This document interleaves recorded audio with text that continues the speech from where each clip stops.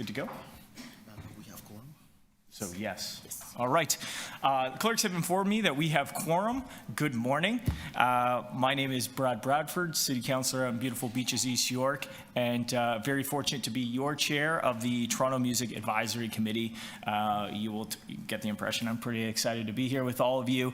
Many returning friends and faces and committee members and some new folks bringing some bench strength to arguably one of the best committees here at City Hall. So the committee secretary has confirmed that we have quorum. That's the script, so I'm going to call this meeting of TMAC to order. Welcome everyone to our first meeting of the term.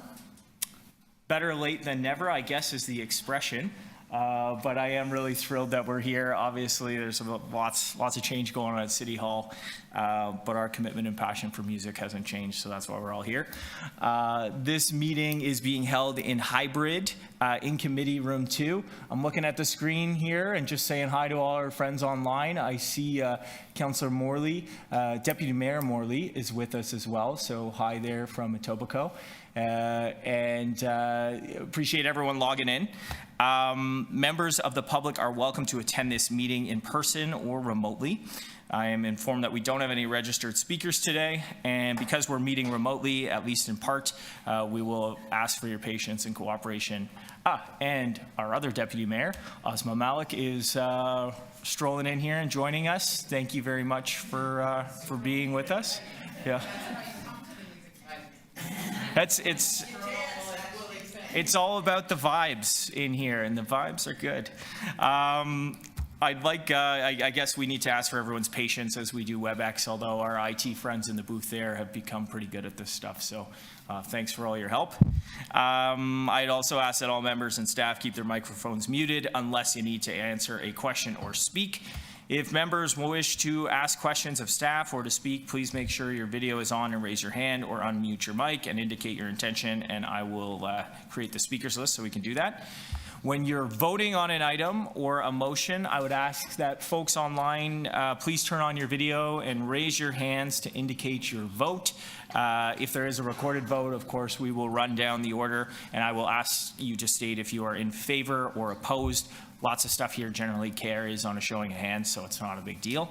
And although we are in different locations, the Toronto Music Advisory Committee acknowledges the land that we are meeting on is the traditional territory of many nations, including the Mississaugas of the Credit, the Anishinaabe, the Chippewa, the Haudenosaunee, and the Wendat peoples, and is now home to many diverse First Nations, Inuit, Métis peoples. We also acknowledge that Toronto is covered by Treaty 13 with the Mississaugas of the Credit.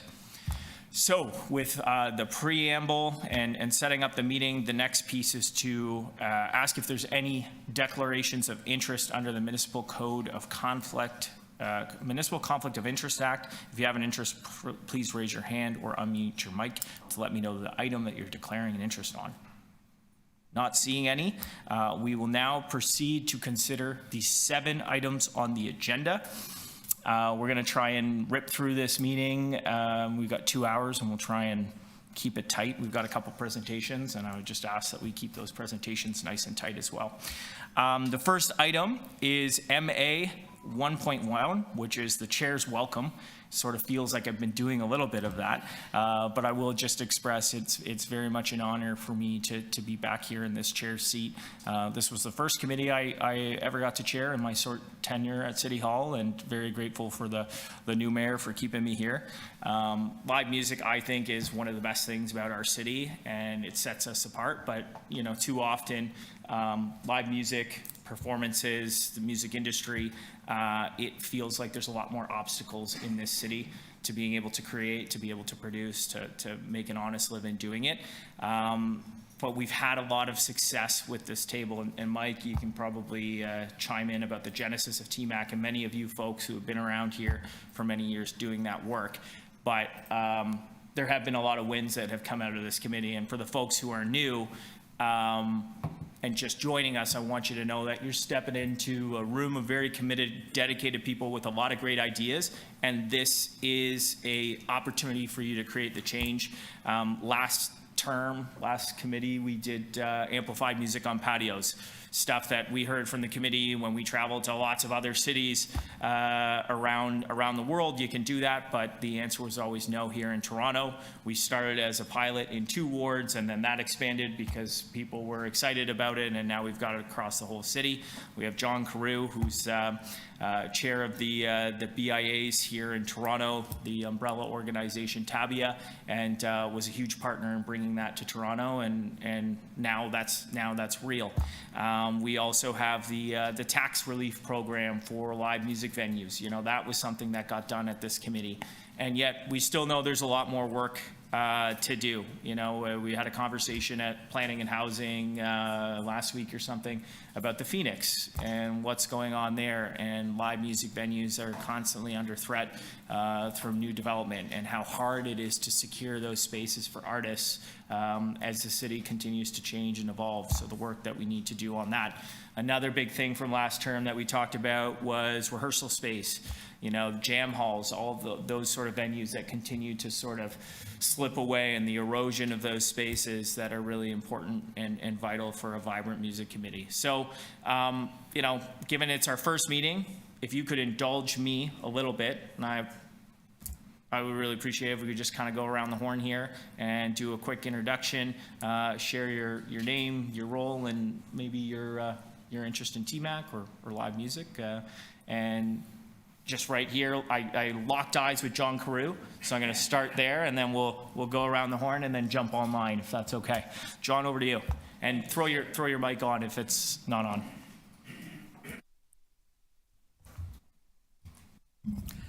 Thank you, and good morning to all. Name is John Carew. I'm the Executive Director of the Toronto Association of BIAs. I'm sure everybody's familiar with him, but nonetheless, 84 BIAs, some 90,000 businesses and property owners, cafe, TO, patios, music, venues, all that stuff is really under our portfolio. And where I really got engaged in music is in my tenure as a member of the board of the CNE for almost 15 years now, but the last 5 as president. And we certainly, entertainment and music is a cornerstone of all we do at the CNE as well. So wear a couple of hats, but they all sort of merge under the music file. Thanks, John. And for everybody, John is a new member, so maybe just indicate if you're new or returning. I think that's helpful as well. John Carew, thanks very much. Hi, everybody. Lisa's a bit new, owner-operator of the said Phoenix Concert Theatre. Thank you, Councillor, for your support last week. Obviously, a legacy venue in the city, a very important one, 1,300 capacity venue. We also own a venue in Ottawa of similar size. My entire career has been in the music business. I used to run Sony Music and BMG on the recorded music side before that. And obviously love this city. It is somewhere between the 3rd and 4th, depending on the day, largest toy market in all of North America. I think that's of critical importance and obviously a huge economic driver. So while we're all here passionate about music, I think the opportunity with this committee to speak to the fact that we are economically critical and important and visible globally is a big part of why I'm here, and looking forward to supporting. Thank you. Good morning. My name is Asma Malik. My pronouns are she, her. I'm very proud to be Deputy Mayor and City Councillor in Spadina, Fort York, and just want to echo Councillor Bradford's remarks and everything that's been shared here. We know that live music venues are part of what, makes the city so special. It's heart, it's the soul. It's also where there's so much community and the places that we connect, and especially coming through the pandemic, just how critical it is that we are supporting and showing up in creative, innovative, and strong ways to champion our live music venues. Most of all, for the reason that you kind of referenced, Lisa, is that this is about artists and culture makers in our city, right? And the capability to have those spaces to thrive, to, do the work that you do, to contribute to the vibrancy of the city, and to make sure that this is a place where you can live and work, where people can enjoy, but also that all of us can see a future here. And the strength of our live music venues is part of that, as the work that I did right at the start of the term in terms of, making sure that the city's interests were prioritized in the creation of the Ontario line.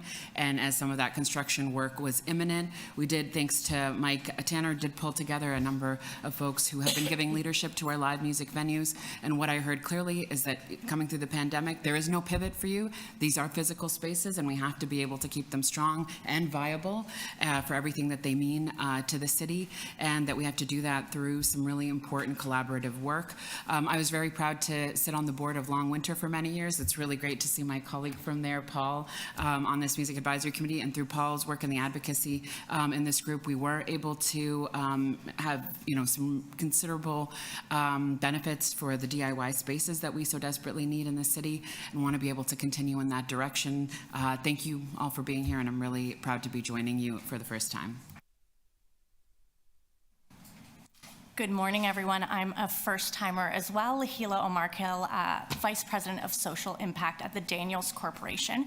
Daniels is a GTA-based builder-developer, and my role is really looking at how we leverage real estate as a platform for social change. And a lot of that work includes embedding arts and culture in the DNA of our communities so that we have sort of a vibrant, thriving city. I really see myself working at the intersection of physical space and social infrastructure. So I really am excited to bring that lens to this committee. Thank you.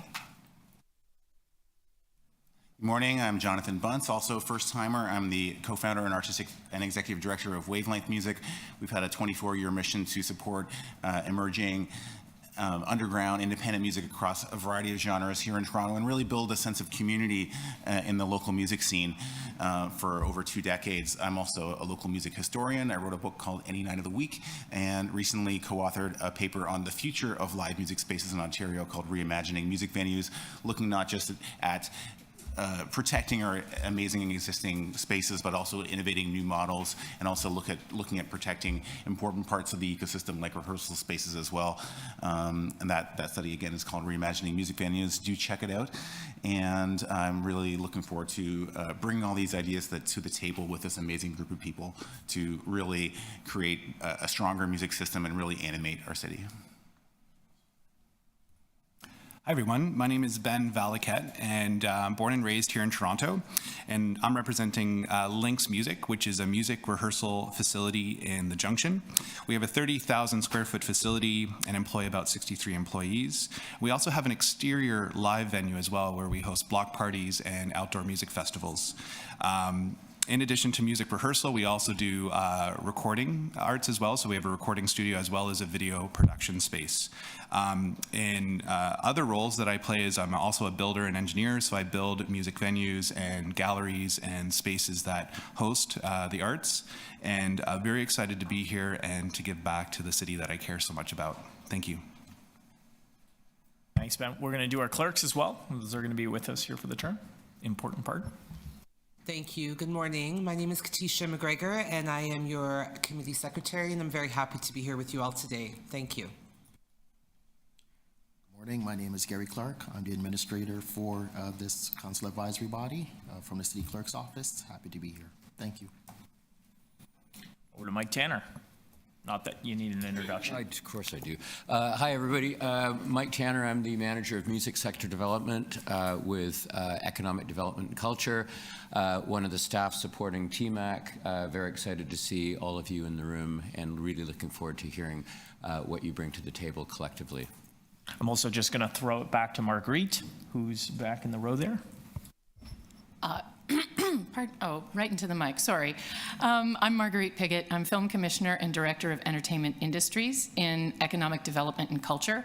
It's a huge privilege to be here and to be supporting this committee and this industry. One of the things I really love about this is that in film and entertainment industries, we have the music office, the film office, creative technology, the visitor economy office, and it allows us to leverage all of those industries to make them stronger than the sum of their parts. So there are huge opportunities there, and the fact that we're in economic development and culture means we can leverage economic strategies and broader cultural strategies to help as well. So I'm really looking forward to supporting Mike and Jacqueline in that work under the leadership of the chair. So thank you very much. Good morning, I'm Jacqueline Tam. I'm Supervisor of Special Events in the Music Office, working with Mike, and I'm really happy to be here to help support the work of TMAC this term. Thanks. Hi, I'm Kristen Gelfand. I'm the Managing and Acting Artistic Director of Umanota Culture. We're a not-for-profit presenter and producer located in Ward 9, West End, Toronto.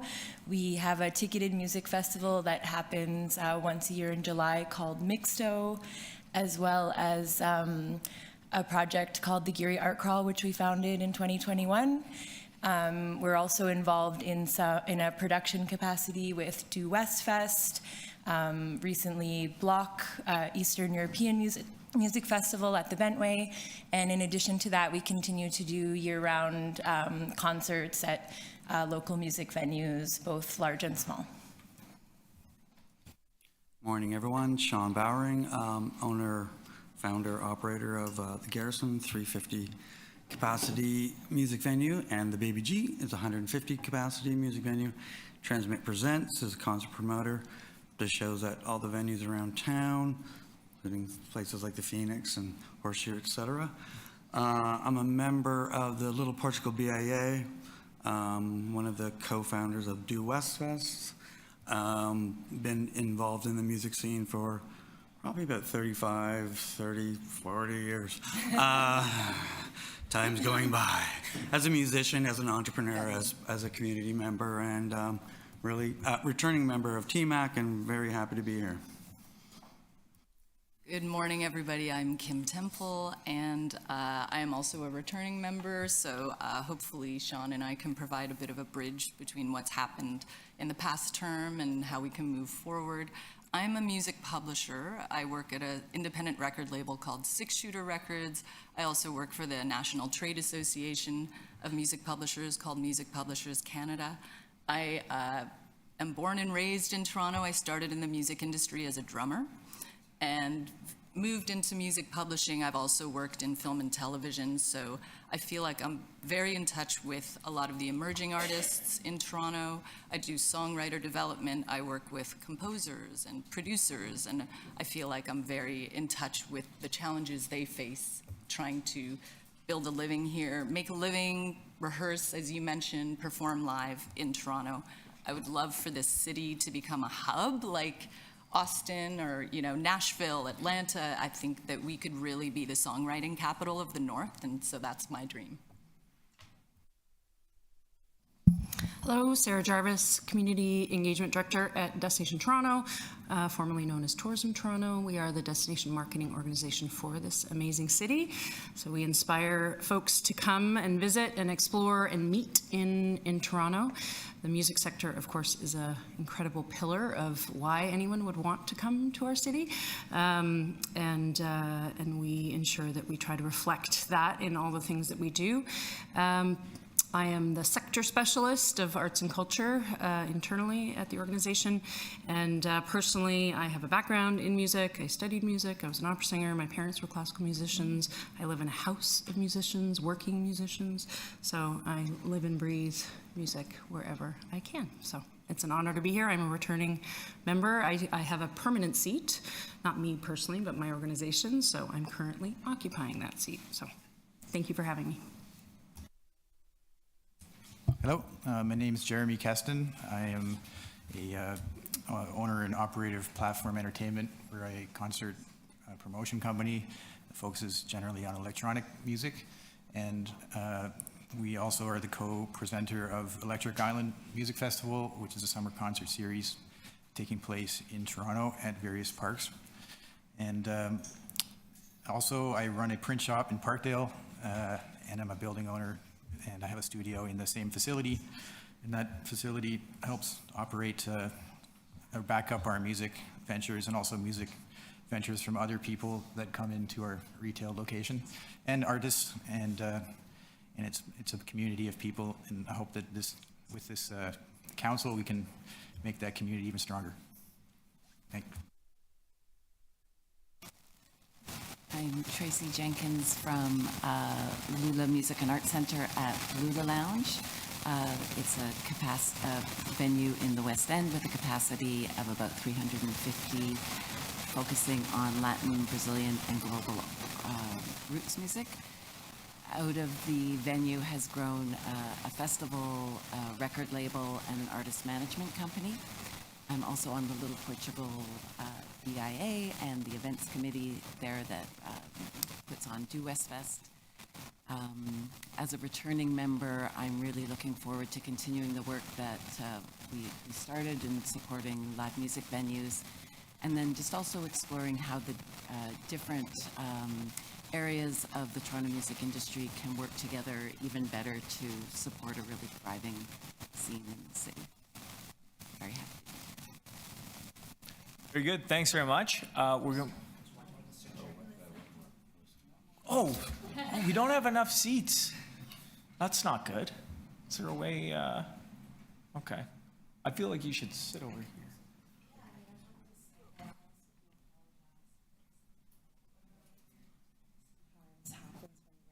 Rocket, which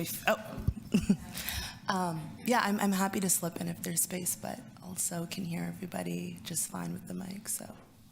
We make space here. Let's.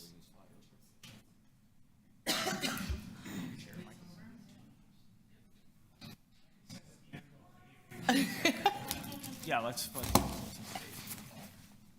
Sorry.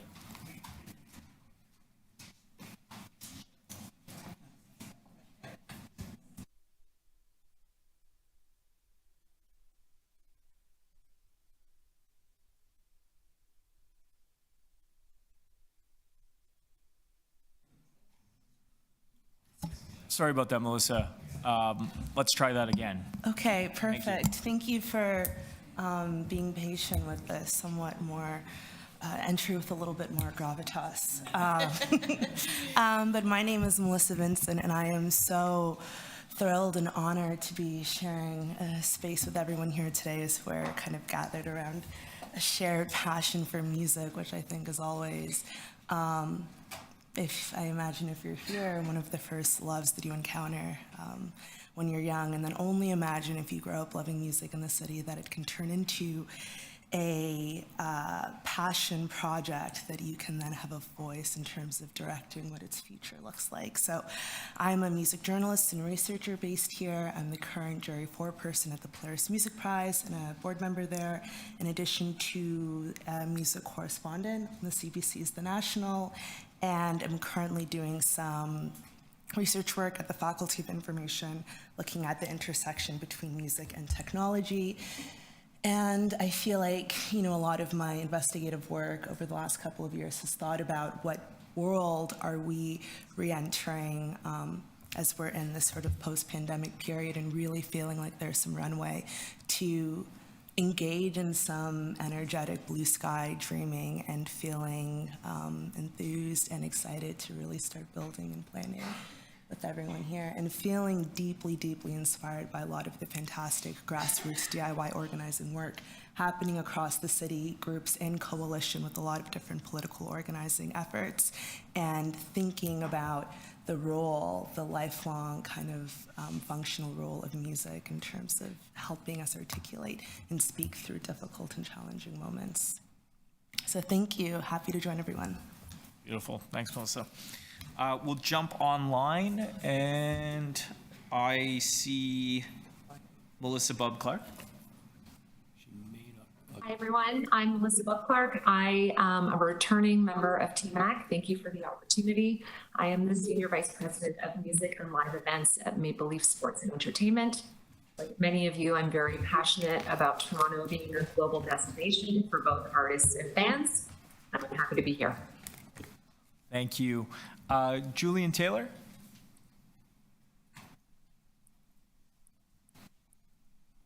Hello, everyone. Hey, Julian. Can you hear me? Okay, great. Lovely to be here. I'm a musician here in Toronto and have been performing for about 25 years. My first band was Stagger Crossing, and now I've got my own solo career under my own name and have been, I've done everything that I can think of. A booking agent, label owner, manager, and it's just really a pleasure to be here and listen and contribute and help, if I can, move things forward in this beautiful city of ours. Love it. Thank you, Julian. Councillor Morley, Deputy Mayor Morley. Thank you, Mr. Chair. Hopefully you can hear me okay. I'm having a little bit of connectivity issues this morning, but I'll continue to be on a line as best as I can. I am Councillor for Etobicoke Lakeshore. I'm very proud to be joining you all as a new member. I spent, actually, interestingly enough, my journey into politics came through arts and music.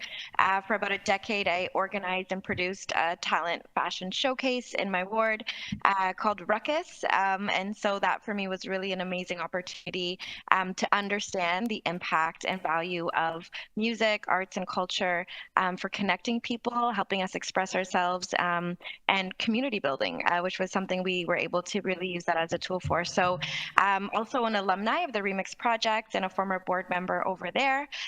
So really, really glad to be on this committee to listen and learn from these incredible folks that I look forward to working with. Thank you, Mr. Chair. Thank you, Councillor Morley. Paul Banwatt.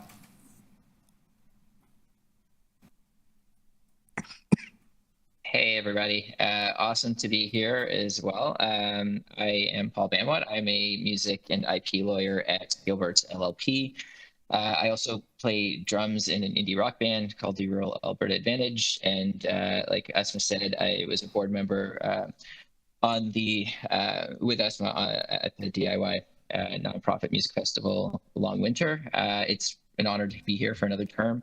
I think it's an amazing opportunity to support music in the city, to see and inform and support the incredible work that Mike does and Jacqueline does and the music office does to support music in the city, and also obviously to inform decisions that are being made by city council and staff and more broadly. So it was incredible to watch in the first term I got to serve, and excited to be here again. Thanks very much, Paul. Welcome back. Amy Tarian. Hi, everyone. I'm Amy Tarian, and forgive my voice and my brain. It's all a little foggy. I brought home a souvenir from the M for Montreal conference last week, and it's not a fun one. But happy to be here. I'm a first-timer with the committee. I'm a recovering civil engineer. And I have my own, pause for laughs, sorry, I'm new to comedy video conference. I ran Balsam Pier Music, which was an artist development and management company here in Toronto, working in the folk roots Americana space. And I am currently the executive director of Music Managers Forum Canada, or MMF Canada. And excuse me, we support and represent music managers across the country from all levels of experience and provide professional development, mentorship, as well as export development and networking opportunities. And we also advocate on their behalf. I'm really happy to be here. Thank you, everyone. Wonderful. Thanks, Amy, and great delivery of the applause line. That was well done. Phoenix Pagliacci. Phoenix. Well, I'm not sure how I will top that, but I will try. I'm Phoenix Pagliacci. I am a artist, singer-songwriter from Toronto. I am a returning member of TMAC, very happy to be part of the artists contributing to the voice of art in our city. I've learned a lot from this committee, actually, and I'm looking forward to learning even more. So if there's any perspective that I could provide most insight on, it would be from the artist's perspective, and hopefully we can change some lives like we did last year and just keep this initiative going. Thank you very much. Thanks so much, Phoenix. Okay. Have I missed anyone? Yeah. Jamal Vickers. Oh, Jamal. Yeah. Jamal, sorry. Hi there. Hello, can you hear me? And Tanisha. Yes, I have missed people. Hi. We got you. Peace. How's everybody doing? Okay, awesome. Yes, I'm Jamal Vickers. This is definitely my first time. Also, I'm sorry I'm not there in person with y'all. I could only imagine the energy in that room right now. All these passionate people about music. It must be amazing to be in there, but I'll be in the next one for sure. Little bit about me. I've been probably in the music industry for about like 20 years now, or the entertainment industry. The first 10 years as a DJ, just coming up in the city.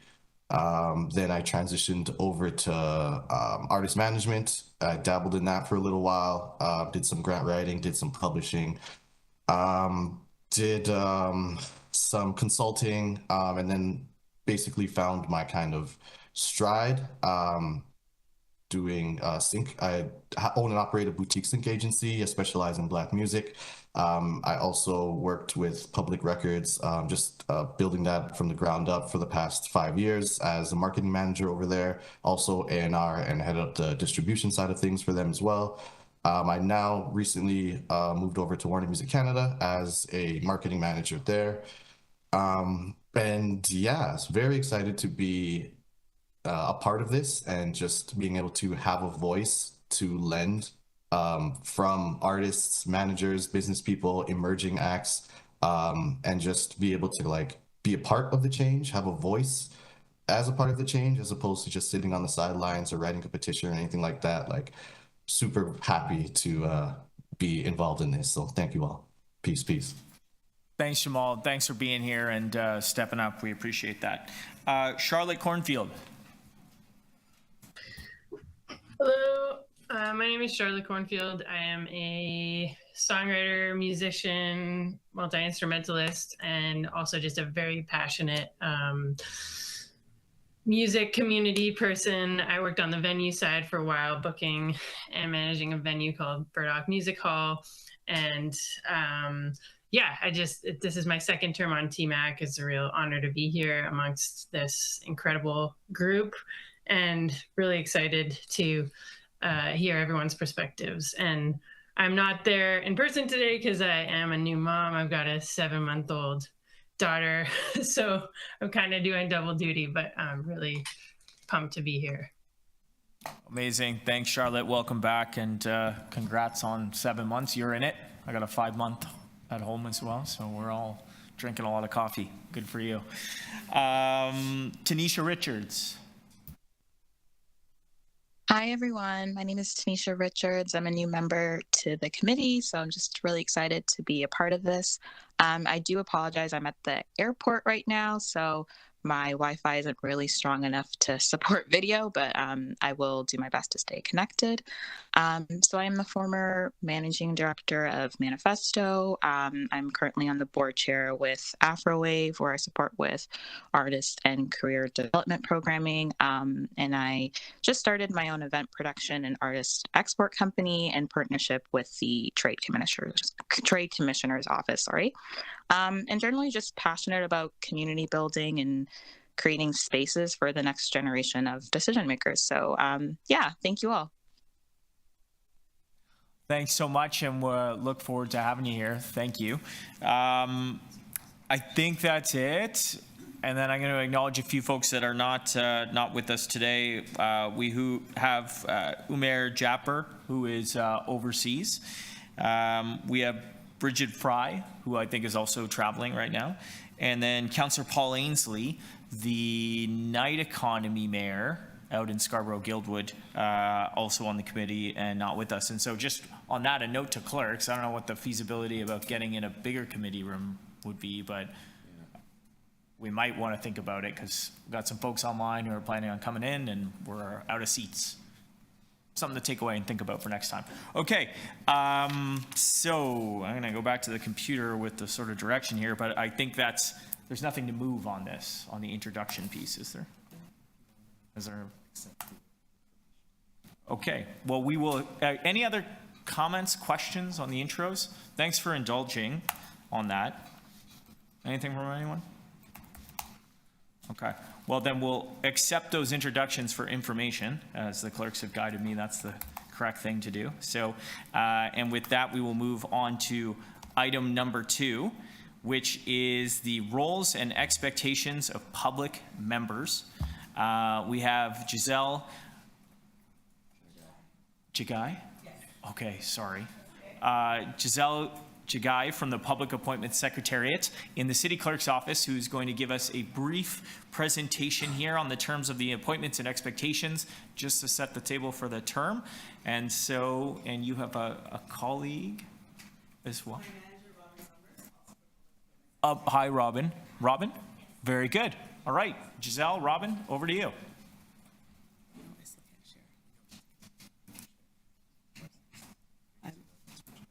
Yeah. We just need presenter. I just need some presenter rights.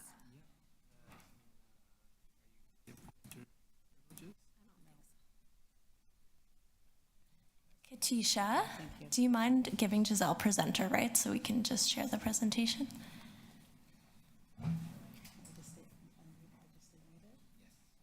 One moment, thank you.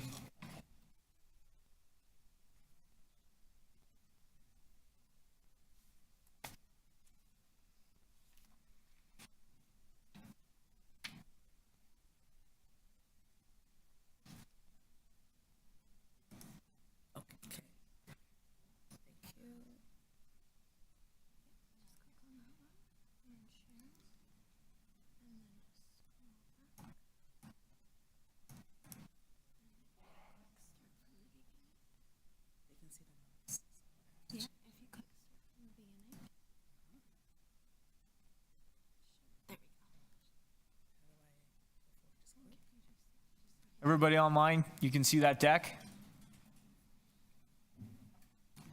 All right, there's a thumbs up. Awesome. Okay, the deck is up. Giselle and Robin are locked in and ready to go. Over to you. Thank you so much. Again, my name is Giselle Chagai. This is my colleague Robin Summers from Public Appointments Secretariat. Thank you for having us today. For all the new members here and the returning members, welcome. Our office assisted with the outreach and the administration of the recent process when you joined to apply for TMAC. It was our office that hosted the online application system. We want to talk a bit about your position as public appointees to the City of Toronto Committee, in particular what is known as the Council Advisory Body. You have been appointed by City Council as a member of the Toronto Music Advisory Committee. The committee is one of 8 current council advisory bodies. Each council advisory body plays an important role in how the city engages with the public. The committee's mandate, composition, and structure are set out in the terms of reference. These terms of references provide a framework regarding the committee's purpose, governance, composition, and term. A little bit about your role as committee members. Being on the committee is a great responsibility. You have the opportunity to lend your voice and influence decisions on city programs and services, while also providing a voice for community members across Toronto. You're providing advice based on your lived experience, professional experience, feedback, and from stakeholders and community work. City Council makes the final decisions, however, input from you is very valuable. Your work on the committee is supported by staff from Economic Development, the City Clerk's Office, and more. For your term of appointment, all members are appointed to the committee for a term of office that ends November 14th, 2026, which is the current term of the City of Toronto. Members can only be appointed to serve on one city board or committee or tribunal at a time. The responsibilities vary depending on the position of the board or the committee. Some conditions of your appointment. The City of Toronto has a public appointments policy with criteria which applies to the city boards, committees, and tribunals. This sets out eligibility criteria. To remain eligible on the committee, you must be a resident of the City of Toronto, not be an employee of the City of Toronto or any of its agencies or corporations, and not be a spouse, partner, child, or parent of a member of City Council. These requirements must remain in stake in order to stay on the board. For the meetings of the committee, they are held on weekdays 4 times a year at the call of the chair. Meetings are open to the public and attendance is expected. Attendance affects quorum. If there is no quorum, the meeting cannot continue. Please notify staff in advance if you cannot attend. Under the simplified rules for advisory bodies, if members miss 3 consecutive meetings without being excused by the committee, their seat will be declared vacant. You'll receive meeting materials before the meeting, which gives you the opportunity to read some material before and come prepared to discuss the terms on the agenda. And I will pass it to Robin. Thank you, Giselle. Public members of this committee can receive honoraria of $125 per meeting. You may have already received the paperwork for that. And this is an opt-in program, so it's up to you to choose if you want to receive the honoraria. The intention is not for members who serve representing an organization. However, we understand everyone's circumstances is different, and so if receiving honoraria is a benefit to you, then we encourage you to opt in to receive those payments. And reasonable expenses incurred while tending to committee business can also be reimbursed.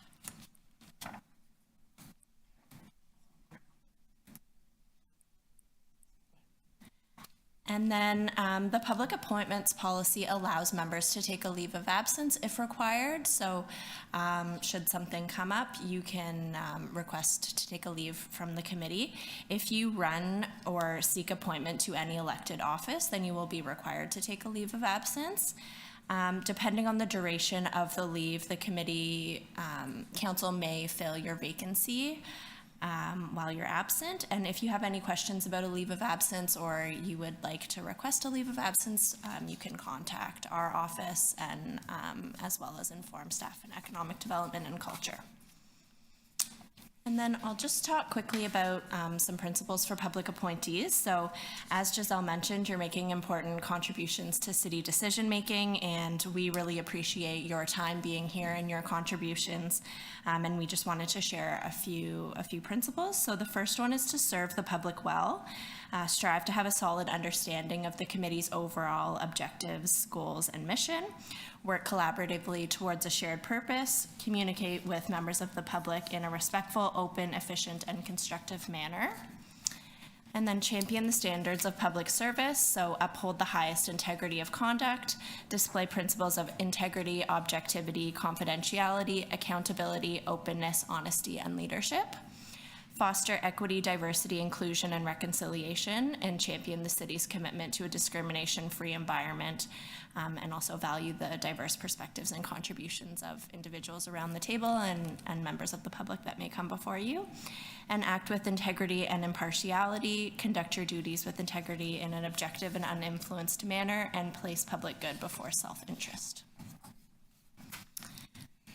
And then we just have a little checklist of when to be in touch with staff in our office. So if your contact information changes, if your eligibility changes, if you're requesting a leave of absence for any reason, or if you need to resign from the committee for any reason, please be in touch with our office. And on the final slide, we have our contact information.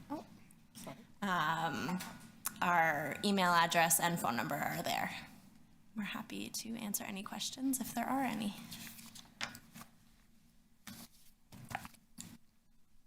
Good. All right. Thanks very much for that. That's helpful. Any questions of staff? Okay. Online? And you don't need to say anything. You just raise your hand or turn on your camera if you have questions. Any speakers to the item? Okay, Robin, Giselle, you're off the hook. Thank you very much for that. Appreciate it. Can I get a motion here just to receive the item? Receive the item? Okay, very good. Lisa, so moved. All in favor? Carried? Is that right? All right, very good. Okay, one in the books. Thank you very much. And in keeping with procedural housekeeping, we're going to jump to MA 1.3, meeting processes and the simplified rules of procedure. And we're going to turn that over to Gary, I think. Is that right? Yes, correct. All right, Gary's got it all teed up, and he's going to tell us how to run this thing. All right. Okay, great. Thanks, everyone. Great to be here again. So, like many other meetings you might attend, the meeting of the Toronto Music Advisory Committee are structured according to a set of rules. Council Advisory Committees, such as this one, use the simplified rules of procedures. Simplified means that they are a pared-down version of City Council's rules of procedures based on the same principles and tailored to the needs of an advisory committee. All right.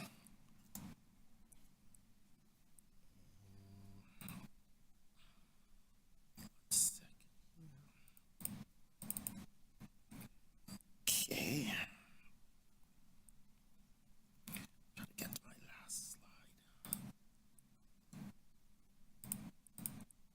Okay. So, in terms of the principles that form the basis of the simplified rules, as well as the City Council procedures, are the members' rights listed on this slide. It is expected that members of an advisory committee come to the table with different viewpoints. These principles safeguard the rights of all members to participate equally in the meeting.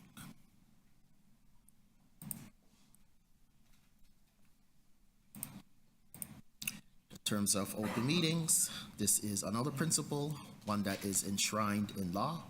It is that all decision-making takes place in public. The public may attend any meeting in person or virtually, and may submit written comments or present to the committee on any item on its agenda. The agenda serves as a meeting notice. Only items included on the agenda may be discussed, as the public has received notice only of these items. Members may not conduct business, materially advance, or progress any of the agenda items outside of the meeting itself. All meetings must begin and end in public, but that doesn't mean that they must always be public from beginning to end.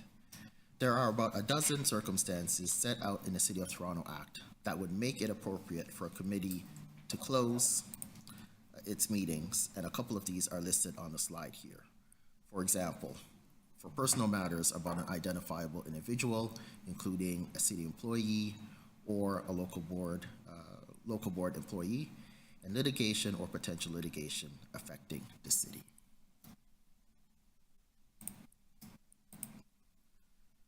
All right, so moving along, role of the chair, who's sitting right beside me. The simplified rules set out the role of the chair and vice chairs. Essentially, the chair, or in the chair's absence, the vice chair, assures the progression of business by ensuring the agenda items are fully considered and decided upon, and that order and decorum are maintained. The vice chair is to be elected as the next item of business, as we have it on the agenda, and all public members are eligible to serve as vice chair.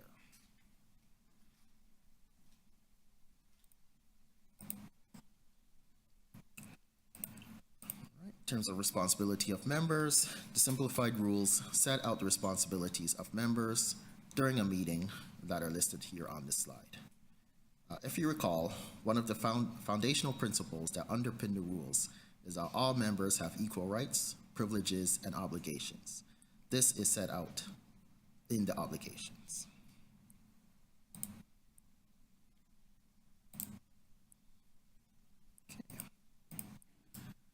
In terms of order of business at a meeting, there's an order of business that you will see on every agenda, including the one you have before you today. The chair will call for the confirmation of minutes of the previous meeting. You will have an opportunity to review them online. Obviously not for today because this is the first meeting, but for subsequent meetings you will. And us in the clerk's office, we do our best to get minutes posted no more than 2 days following a meeting.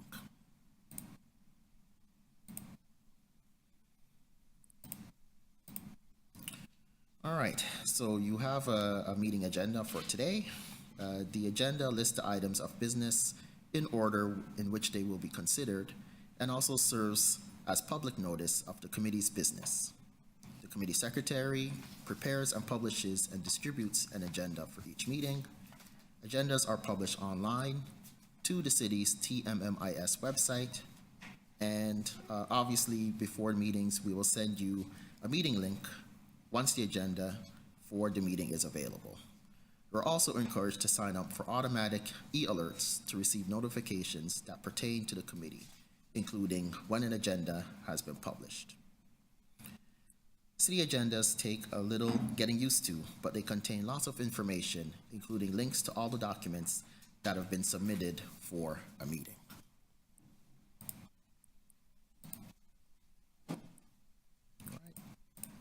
In terms of agenda items, the simplified rules establish how an item can be added to an agenda. You, as committee members, may add items to the agenda.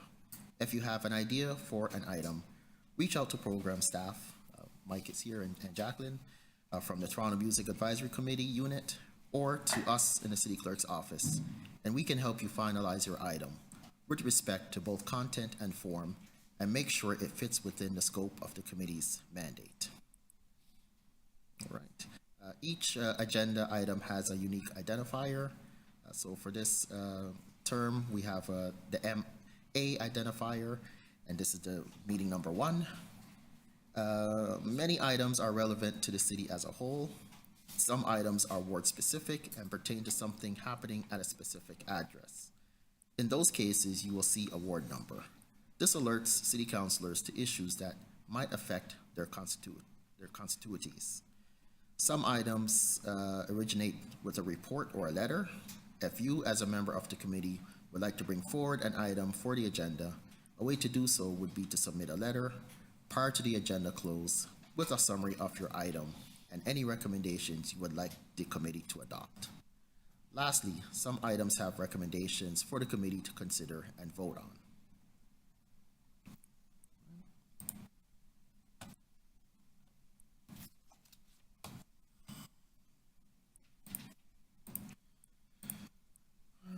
So on each item, there's an order process for disposing of each item.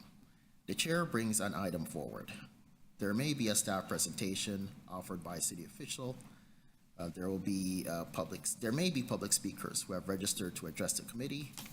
Committee members may ask questions of public presenters if you wish. Members may ask questions of staff and speak to the item, which is also your opportunity to move motions. Of all these processes, only the first and last must take place. The item has to be called forward and the committee must vote.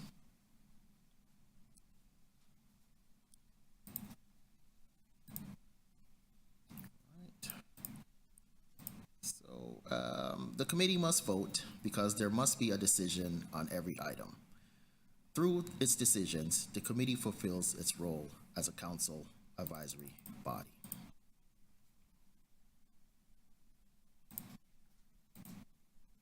In terms of motions, every item must be dealt with by motion in one of the following ways. To receive the item for information, to acknowledge the matter, and take no further action.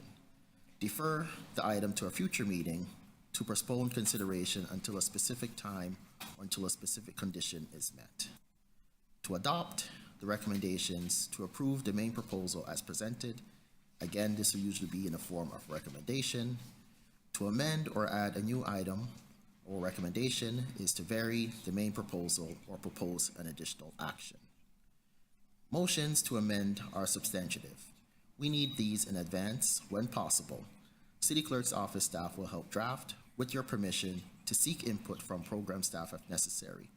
The proposals must fall within the scope of the committee's mandate, must be typed, displayed, and should be read aloud so the proposal is clear to everyone.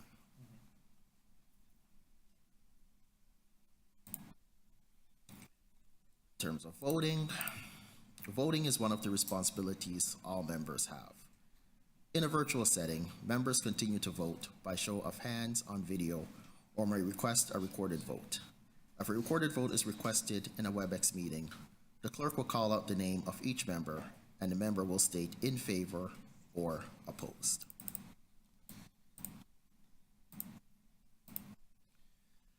All right, so this committee has 25 members.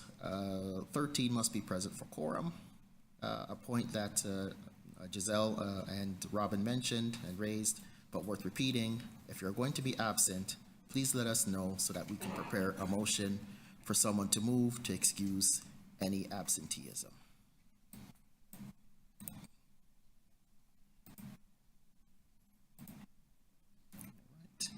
So we are trying to go paperless as much as possible. So the agenda and minutes will be available online.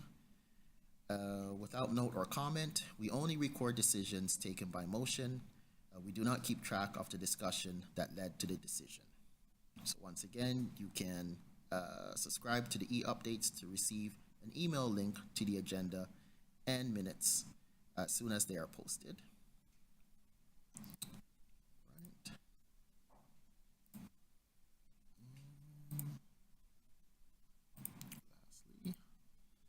All right.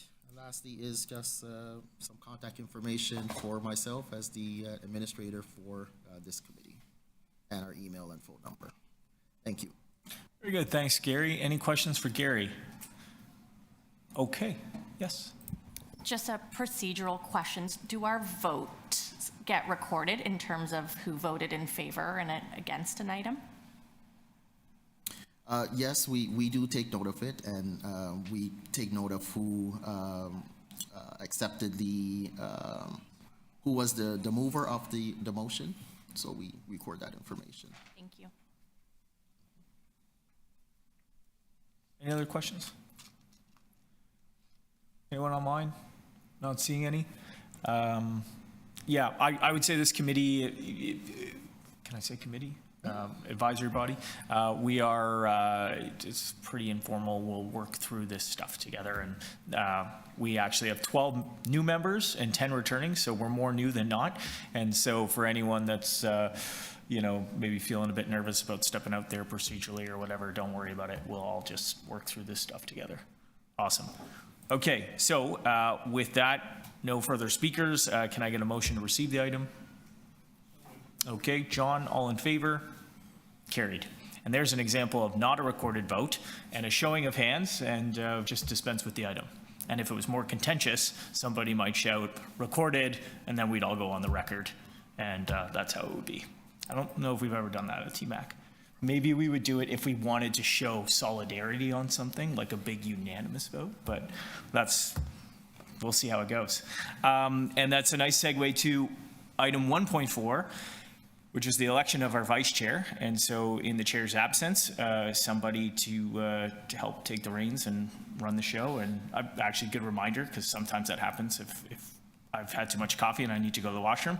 For everybody's wherewithal, the washrooms are kind of right behind this wall, if you haven't been here, just so you know.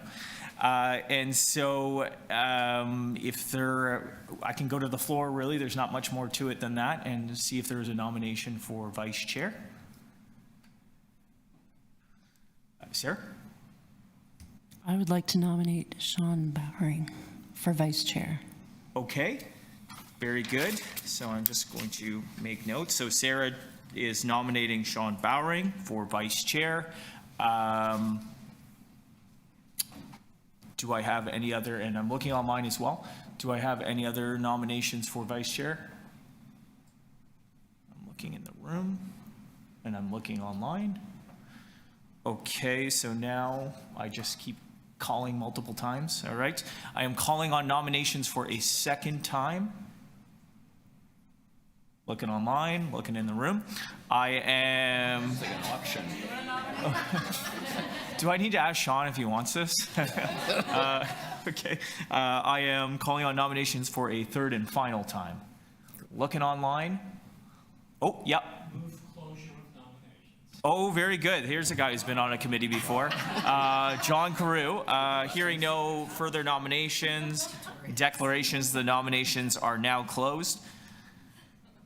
So Sean Bowring here's the script, is the only nominee, and I declare Sean Bowring of the Baby G, Vice Chair of Toronto Music Advisory Committee for a term of office starting November 22nd, that's today, ending November 14th, 2026, and until a successor is appointed. Sean, thanks for stepping up. Hey, informal applause. Love it. Very good. So thanks very much. And that's all I do on that item. And now we're going to jump into some work and some conversation. And we're going to bring Mike Tanner and Jacqueline to the mic for item 1.5, City of Toronto music-related work and key priorities. We've got just under an hour to go. These are the bulk of the items that probably most of us are interested in. So we're going to hear sort of what TMAC and the team have been kind of working on internally here since we last met and where we're going. And then just to get everyone online, we've got staff. That will be followed by item 1.6, which is noise bylaw review, which I think probably some people here will have questions and comments that I think will be important for our staff to hear.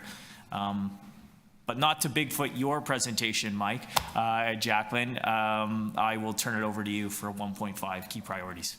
Thank you, Mr. Chair. Good morning, everybody. Mike Tanner here with Jacqueline Tam. We are the music office, and glad to be presenting this for you. Can we get the presentation up on the screen, please, folks? There we go. Everybody online can see that, I trust. So the purpose of this presentation is really just to kind of, as Councillor Bradford said, fill in some gaps. The first meeting of the term, the final meeting of the last term occurred on June 24th, 2022. Here we are on November 22nd. That's, even for those of you who are returning, that's 1.5 years.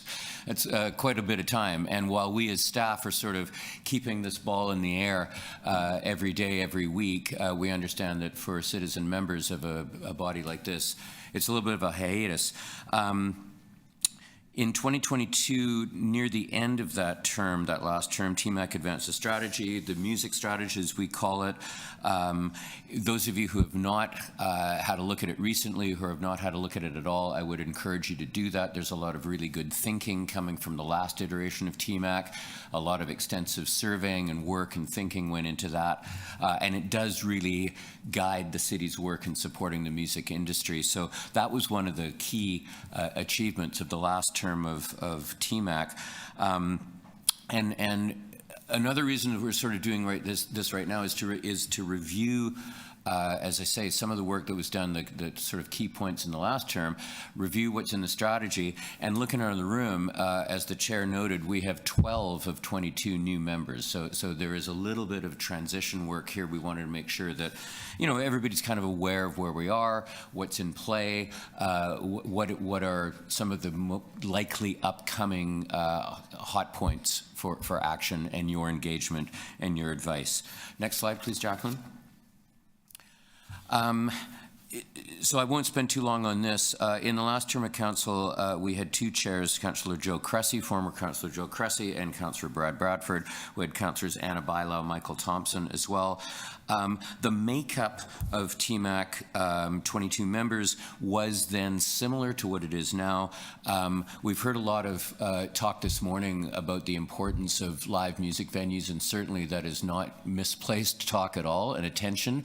One of the things that we've noticed over the years here at TMAC is that live venues are not the only part of the ecosystem. They are a very important and obviously very visible part of the ecosystem, but we do think of it as a connected ecosystem with recording studios, rehearsal studios, music publishing, education, promotion, DIY spaces, agents, managers, all of those different kinds of players that go together to make up that very healthy, thriving ecosystem. And TMAC is meant to represent all elements of that ecosystem. I think here that we've got that, and really looking forward to seeing how you folks work together on this. We also have a diversity, as we did last time, between established entities in the music industry and the sort of more grassroots DIY elements as well.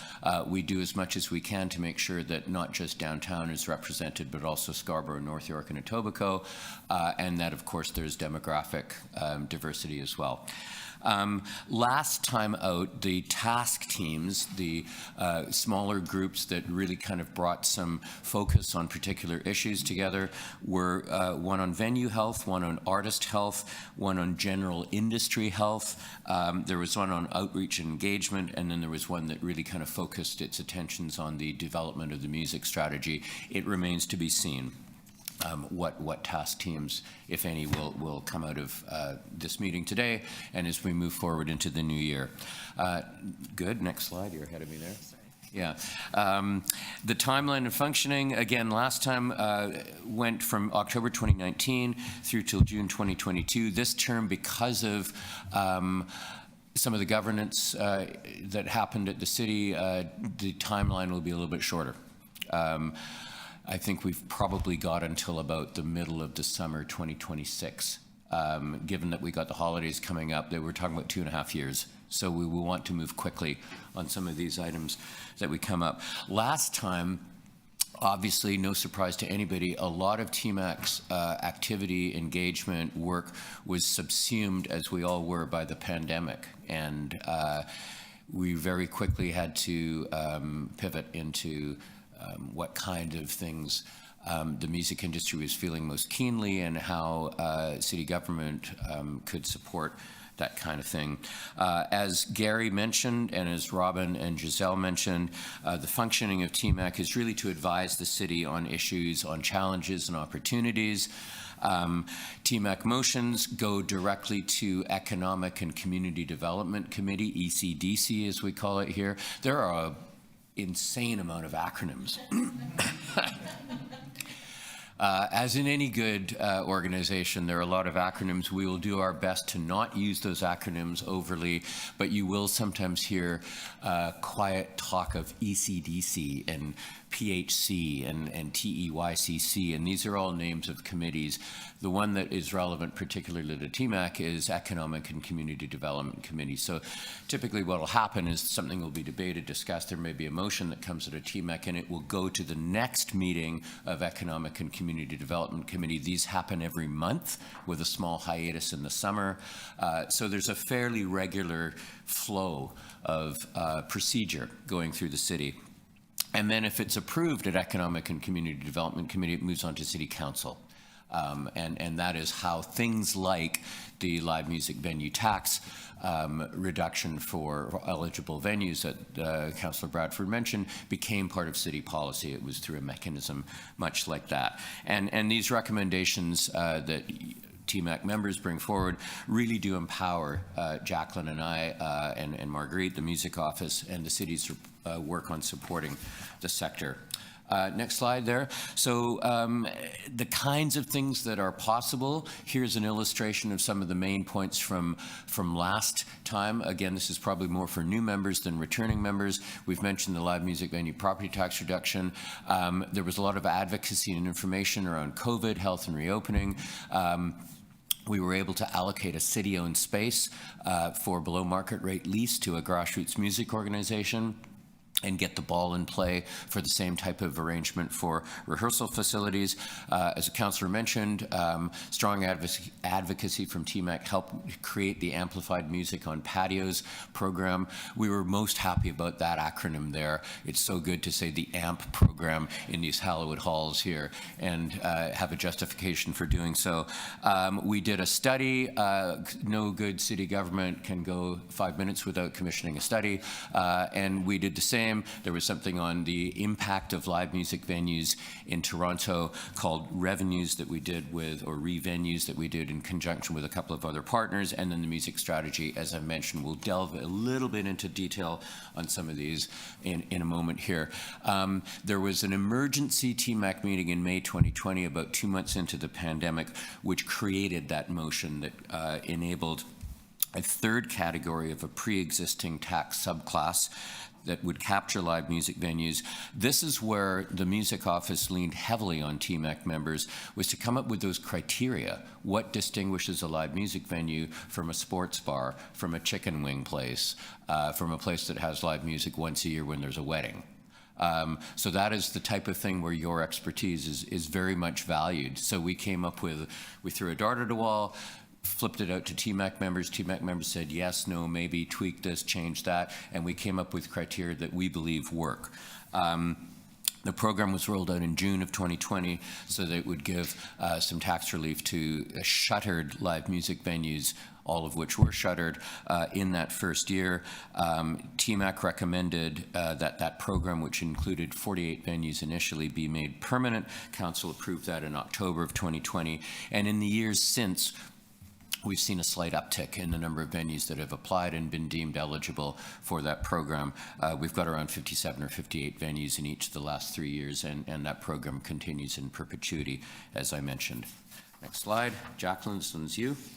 Oh, no, it's me, I think, right? We practiced this ahead of time, but not that much. As I mentioned, I won't spend a lot of time here. We have to be really cognizant here at the City of Toronto and with TMAC around what things the city actually has purview over.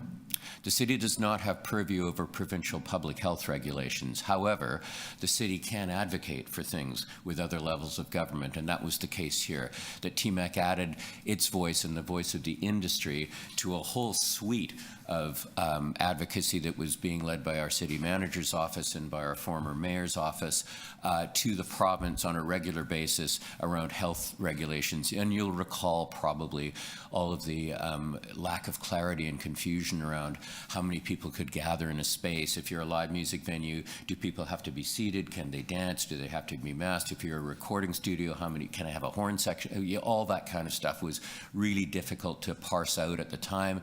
So TMAC's advocacy helped get some clarity for the music industry at that time. And there was also a lot of advocacy to the feds, mostly on ongoing emergency funding for venues and other music businesses that were shuttered during that time. Now I'm going to hand over to you for this one.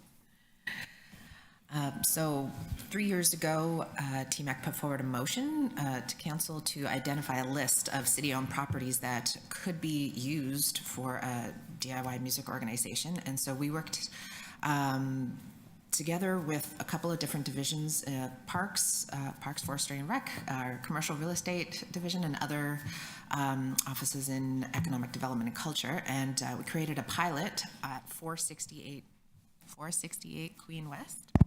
Okay. And it, with further TMAC support, we got council approval for a meanwhile lease to It's Okay. And they opened It's Okay Studios there, which is a Black-led run organization that centers the Black creative community. It's open to everybody, but it's definitely the first of its kind in Toronto, and hopefully a framework that we can use for future projects in other city-owned spaces. In the same vein, there is a council directive that originated with TMAC to look for appropriate space, city-owned space, for lease to operators of commercial music rehearsal facilities. Our corporate real estate management division, lovely acronym of CREM, oversees the city's many thousands of properties, and we are working with them on an ongoing basis. We've given them a list of criteria: square footage, state of good repair, distance from residential, proximity to transit, that kind of stuff. And we are hoping that something surfaces sooner than later in terms of a solid inventory of properties that would be suitable for this type of thing. We understand rehearsal spaces have come under a lot of pressure in recent years in Toronto, and this is in progress, and we will continue to work on this. And if there are members here who have a particular interest in moving forward with things like rehearsal space, music hub space that is not strictly live music venue, performance space, we'll be interested in hearing from you on that as well. Next slide. This is you, Jacqueline. During the pandemic, TMAC advocated, led by our chair, Councillor Bradford, for a pilot program that was originally a pandemic recovery measure that created almost 1,000 paid opportunities for local musicians. It started out in the wards Davenport, Danforth, Beaches, and Spadina, Fort York, and it was originally only Cafe TO Main Street patios. In 2021, it started out with 9 BIAs, almost 70 restaurants, and 900 musicians. And all of the surveys, the data we heard back from businesses was that on the nights they had musicians playing, their business went up significantly, and their patrons were super happy that this was something that they could enjoy while having a meal. Last year, it expanded to 8 wards over the Cafe TO season, and then this year it was extended citywide, and it is now a permanent part of Cafe TO. Yeah, and it's interesting. We're all starting to think, I think, of space differently. The pandemic, I think, had a sort of ancillary, I don't want to call it a benefit, but element was that we think about public space, open space, outdoor space a little more differently. And one of the things that happened last month at Planning and Housing Committee was that our planning division put forward a proposal which goes to council shortly, around the use of what are called private patios. And a private patio is like every patio you've ever been to in the city of Toronto. You walk through the bar, through the restaurant, and there's the patio in the back. That's a private patio. Historically, there was a regulation that prohibited entertainment of any kind on those private patios. So you couldn't even have Marcel Marceau performing back there. It was a contravention of the existing bylaw. There's a proposed change to that bylaw that will allow entertainment, scoped entertainment, within parameters, but on those private patios. So this will also free up space in addition to the program, the Amplified Music on Cafe TO patios program that Jacqueline's just outlined. It should open up some more real estate, some more stages, some more opportunities for musicians to perform, and the infrastructure that supports those musicians to have some opportunities in spaces that weren't there before. Just coming to the end here, again, research, consultation, strategy development. The Re-Venues report, which was on the impact of live music venues, data came really from pre-2020. Most of it was done in 2019. We worked with Canadian Live Music Association, Aaron Benjamin and co., the Downtown Young BIA, and our friends at Ontario Creates. A couple of top-line items there, if you ever asked about this. Live music alone, so not counting all of those other elements in the music industry in Toronto, but just the live venues, $850 million a year economic impact, over 10,000 full-time jobs, which is pretty impressive. And we'd never had that kind of data before. We were extrapolating Canadian data or looking at other things that we were just sort of making guesses, but now we do have that. And the report also sort of outlined the importance of live venues and the threats to the live ecosystem as well. I've mentioned the music strategy. Won't go into the bullet points on this slide, but the next few slides do go into that. So there are really 6 main pillars here, and this is the last thing that we'll discuss during this presentation. And these are things that we heard, we being city staff, and also Nordicity, who did the consultation on our behalf, consulted extensively. There were over 1,100 survey responses. There was a lot of detailed interviews in depth with TMAC members and with members of the music community across different elements. So key points, music needs connectivity with other creative industries. Needs connectivity within itself. It's a siloed industry. It's an interesting thing. Live people don't know music publishing people. Music publishing people don't know music education people. Rehearsals people don't know journalists. I mean, it's a really interesting thing. We tend to sort of sit at the middle of this hub, so we see a lot of the different elements of it, but we want to try working with you to enhance that connectivity within elements of the music community, within that ecosystem here in Toronto. The other part of it that we heard loud and clear is that the music industry wants connectivity with other adjacent creative industries, such as screen-based media, such as digital tech, such as other tourist-based elements as well. And because we sit in this unit called Film and Entertainment Industries as part of economic development and culture, we as city staff can assist with that, but we will also be looking to you for particular suggestions and questions and ideas of where and how you want that connectivity to take place.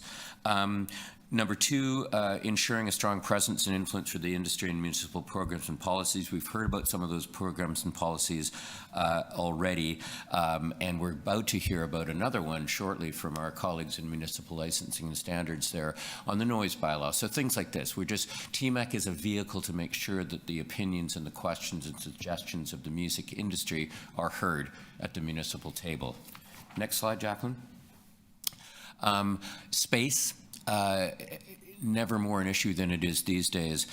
Looking at facilitating varied and accessible space, city-owned assets, city policies and regulations that support flexibility around space. There is a large omnibus series of reports going to committees next week on the night economy that we've worked with our friends in MLS, Municipal Licensing and Standards, and our planning colleagues as well on, some of which should free up flexibility around the use of space outside the downtown core, all over the city, in different ways that weren't there before. And so that's an important piece of work that we are going to continue working on. Performance opportunities, Jacqueline? Yeah, we continue to program and expand our City Hall Live series along with a couple of other music office programming initiatives that really help create paid performance opportunities for local Toronto musicians. It also works as a mechanism for us to build relationships through outreach in different community partnerships with grassroots music organizations, and making sure that we're supporting a wealth of cultural and geographic diversity of programming all across the city, and also supporting private sector organizations that are also creating more paid performance opportunities for local artists. And I should say there, just before Jacqueline jumps to the next point, Jacqueline herself is a real star in that. She manages this vast database of local Toronto musicians, creates partnerships with organizations all over the city, has bands playing at both airports. Through these organizations, including some of the folks who are in the room and some of the folks online, some really progressive and exciting partnerships, and it will 100% be continuing that in the new year. Yeah, stay tuned. Lots of interesting things in the works. We're also working to advance professional skills of our music workforce. So that looks like supporting opportunities to provide business skills that advance all kinds of different topics, but that looks like us partnering with different organizations like Music Managers Forum and Screen Composers Guild of Canada that are creating either networking opportunities in person or online professional development workshops that through partnerships with our office, we make it accessible to anybody who wants to attend. And we also are helping to provide more info and guidance for young folks entering the industry, and that looks like through our Industry Insights videos, which is a free online resource that we partnered with Music Counts, the Juno's charity organization, in a variety of different areas. But it's really fun online videos, like pop-up videos, old school Much Music style. Makes it really easy to digest and helps people navigate things like sync and licensing or how to put on a successful music event in an alternative space. Yeah, and that's a fun one, right? It's heartbreaking sometimes for us all when we see young people leave music as a potential career option because they think either you're Beyonce or you're starving, and they're not aware of all the different careers and niches that you can. I mean, I'm looking around the room here, right? I mean, there are so many ways in which you can have a long, sustainable career in music, and that's really what those Industry Insight videos seek to do, is to highlight and showcase and feature that plethora of different careers that are possible in the industry. The last point is just the continued advocacy to other levels of government. That is something that is part of our strategy, and we will continue to do that, if and as need dictates. So the last slide says questions or comments, and really what we're looking for out of this presentation is as I say, just summarizing the work that's been done, some of the stuff that's ongoing, but even more importantly, we're not really going to expect that this be done here today, but the idea of forming task teams around particular areas of concern, importance, interest, hot issues, etc. It's likely that people are going to feel strongly about space of some sort, be it bricks and mortar live music venues or DIY alternative spaces. It's likely that people are going to find something about professional development, providing skills for young artists, young entrepreneurs, young creatives might be interesting. It's likely that people might be interested in that whole connectivity piece with other parts of the industry, but we don't want to tell you that. We want to hear from you on that. And so what I'm going to suggest with the comments from the chair perhaps on this is that after this meeting, after questions and comments, you can get in touch with Jacqueline and me directly and tell us your ideas about what kinds of things you think are most important issues that you would like to work on during your time on TMAC, and we can look at all of that and try to come up with a framework that seems to work. We're looking at probably 3 or 4 of these groups that will bring ideas to these public meetings. So with that, we'll end and open it up for questions or comments from the chair. Thanks, Mike and Jacqueline. Any questions? We'll start with Deputy Mayor Malik, and then we'll go over to Lisa. Thank you very much for the presentation. I have 2 questions. The first one is, in your presentation, you shared the important work from last term, particularly in finding city-owned spaces for rehearsal and talent development. As the Councillor for Spadina Fort York, I've been really heartened with the amazing space that It's Okay has created at 468 Queen Street West, and I know that lease will be winding down to make way for Indigenous housing and a public park on that site, which is a really exciting project as well. I'm interested in hearing a little bit more about the success of what It's Okay was able to accomplish at that site and what work can be done to ensure spaces like this continue to be available for organizations like them, but also across the city. Thank you for that question. We do have council direction to find another space for them when that site does get taken over. We are hearing right now that their meanwhile lease may be extended for some time, so fingers crossed they can be there as long as possible. They did send us an end-of-year annual report that I can definitely send to you that speaks to all of the success that they've had. I think the biggest success there has really been about providing very affordable space for organizations that wouldn't normally have access to a space right out Queen Street West, and that the motivation isn't about how many tickets you can sell, but about creating a welcoming space particularly for Black organizations, but for all different kinds of music organizations, from Venus Fest to North by Northeast as well, and making it a real hub that has really, seamlessly entered into the Queen West space. So we hope to use that meanwhile lease and the success of It's Okay as a template over and over and again as soon as we get that inventory. And we are currently looking at piloting a couple of different city-owned spaces and museums with Stacked Market, with the libraries, and I'm forgetting TO Live theaters. On what might be possible in terms of creating a pilot program for either rehearsal space or performance space or professional development use. All of those city-owned spaces have multiple spaces, but we're aiming to narrow it down to perhaps one in each and see what we can do to make more space accessible and affordable. Thank you.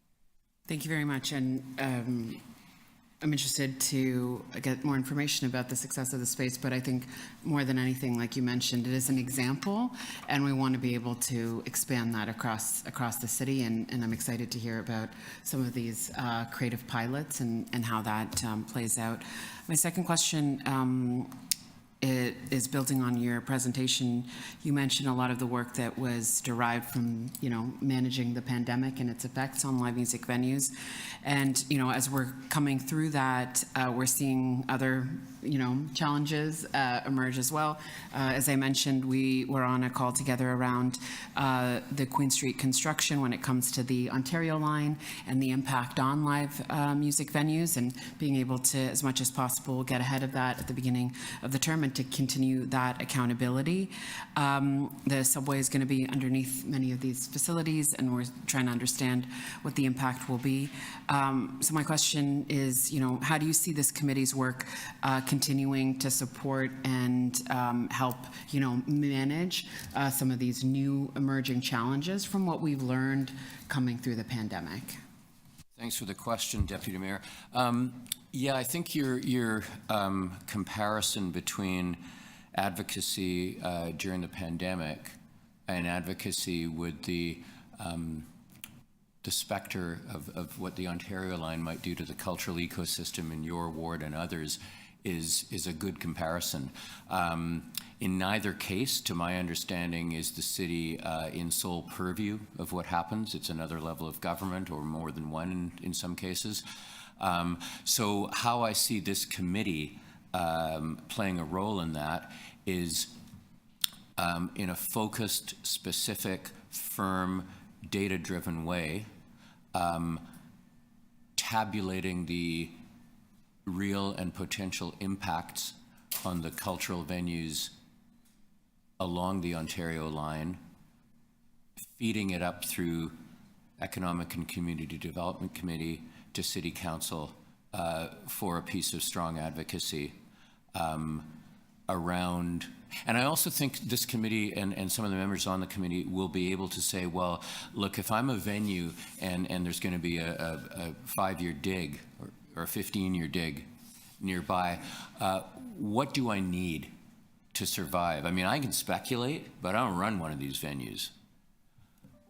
What do I need to survive if I'm the Horseshoe, or if I'm the Rivoli, or if I'm the Rex, the Bovine, what kinds of things are possible?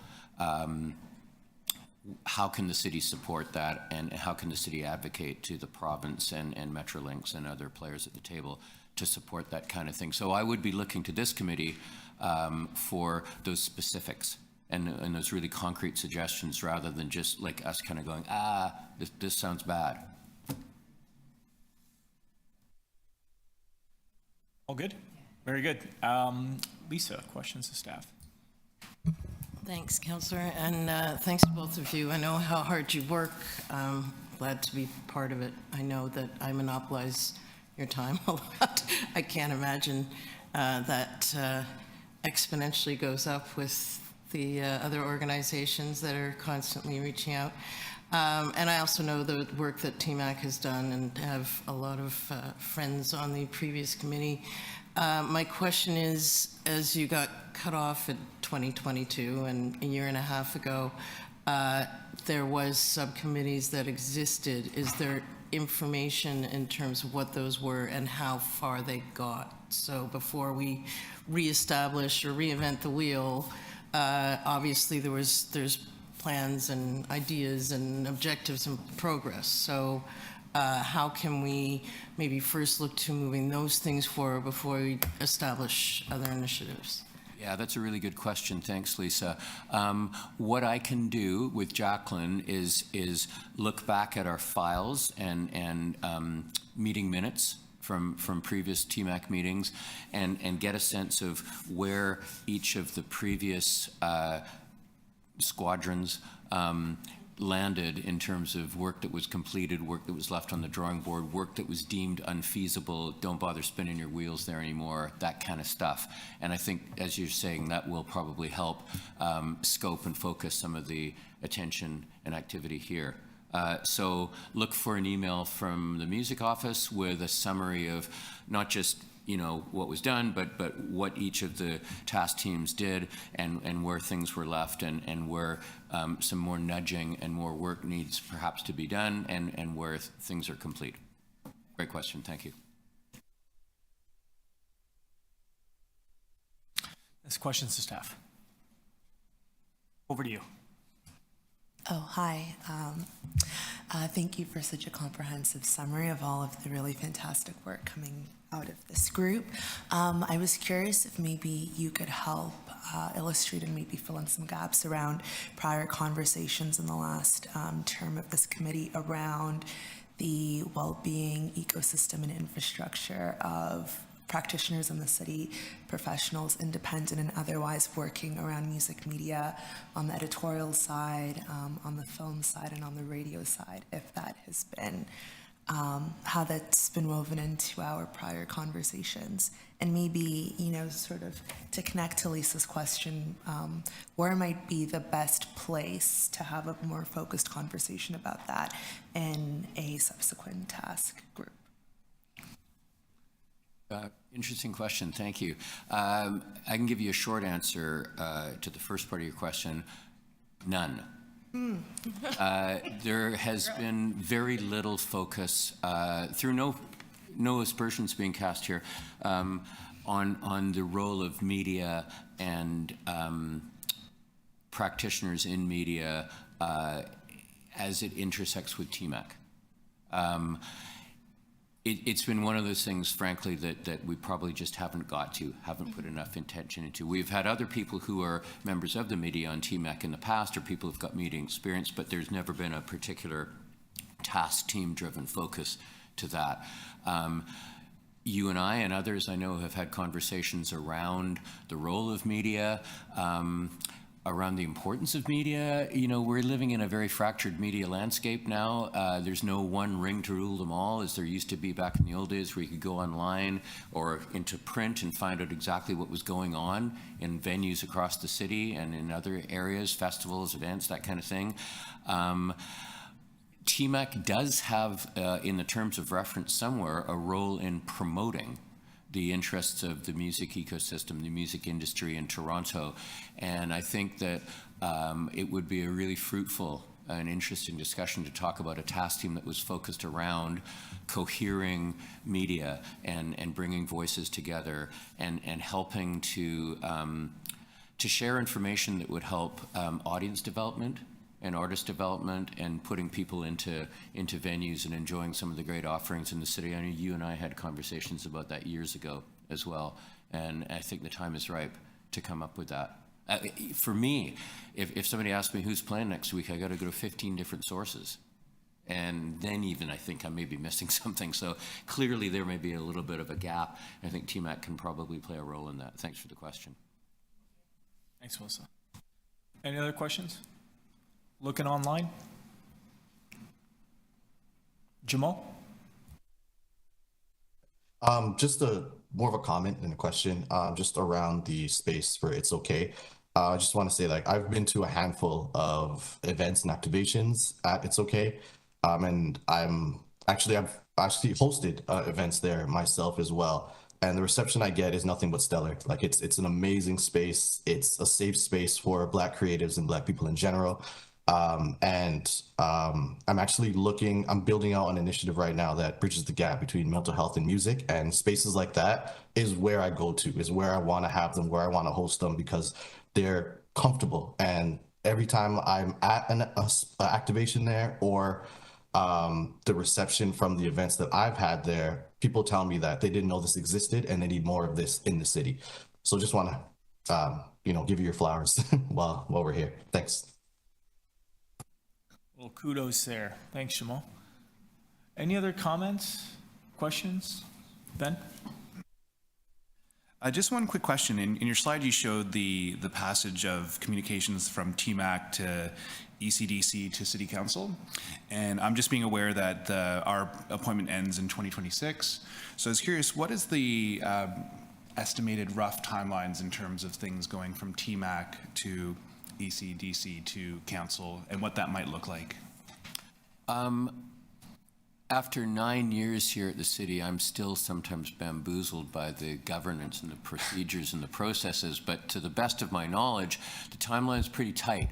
So if TMAC brings a motion through the chair in February, the next meeting of ECDC may be later that month in February, or it may be in March, and that will be followed by a meeting of City Council within 3 or 4 weeks of that meeting of ECDC. So you will see things, the rubber hit the road, as it were, fairly quickly.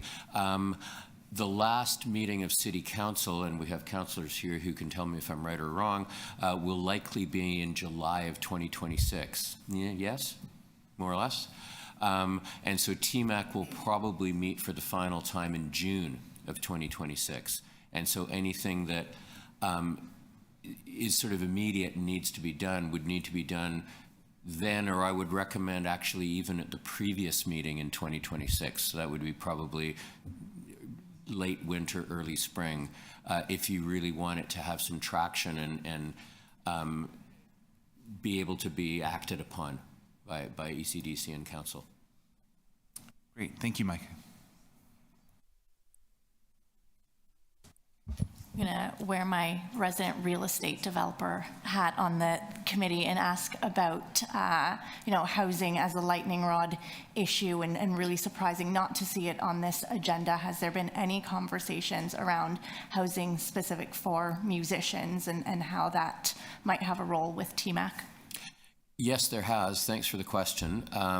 Back in 2015, TMAC advanced a proposal for a residential development that would be scoped to affordable units for artists.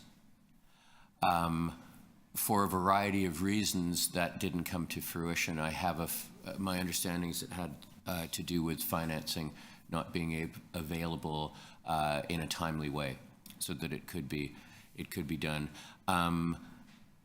We hear about this quite a lot, and obviously affordability cuts across many swaths of Toronto's population, but is felt keenly by people, especially young people in creative industries. And so if TMAC members wanted to create a group or a part of a group that focused on, it's kind of related to artist health generally, artist well-being. There are other things that play a role in that, but certainly housing and security around housing is one of those things. I think that would be entirely within scope for advocacy. We have a housing secretariat, as you're aware, here at the city. I believe the housing secretariat is aware of the impacts of housing and security on artists. Thank you for the question. Any other questions, any other comments? Deputy Mayor Malik. I do have, I do want to speak to the item, so if there are any other questions. I think we can move to speaking to the item. All right, great. Thank you so much. I do want to thank and congratulate all the members who have been part of TMAC in this past term, and especially to staff as well, for all that was accomplished and the place that we are here now building on that work. And the presentation did make it clear that in, in a city like ours, there's always a degree of uncertainty, but the scale of uncertainty that was caused by a global pandemic, this advisory committee did step up and step in and play a pivotal role in ensuring that music venues, artists, and culture workers in the city were able to survive as best we could. And as we come through it, our continued work is not just about survival, it's about making sure that Toronto is a city where we can thrive, right? And, what we're hearing from local stakeholders, from BIAs, is the effects of the pandemic are not over, and the work of this committee has to continue strong. And I'm actually really excited to hear some of the questions that were raised in terms of being able to push our work forward, but also to see it importantly in the intersections of our key priorities as a city. And as I mentioned, I used to be on the board of Long Winter, and thanks to the leadership of my colleagues there and this committee, we were able to advocate for changes that better support DIY arts and performance spaces. And those are the really concrete and real steps and changes that, that this committee allows us to hold. And so both as a member here and a city councilor for our downtown communities, home to so many of our incredible venues, I do look forward to the work that we will do to protect and expand performance and rehearsal spaces and to build on some really wonderful examples. And thank you, Jamal, for sharing that experience of the space that It's Okay holds and it creates in such a welcoming and warm way with all of the values and principles that are really important to what we're talking about at this table. I know that this work is not always easy, and there are so many pressures on the industry and in the city in terms of our livability and our affordability, and what we have to do, whether it's the Ontario Line construction or, securing safe, affordable housing in the city, that there is a place for that conversation at this committee. And I look forward to working together on addressing these issues, implementing the music strategy, and of course, ensuring that we remain a leader in the music industry as a whole, but also to hold our ambitions high, as was mentioned earlier, to the types of cities and spaces that we want to see and be. So thank you all for that.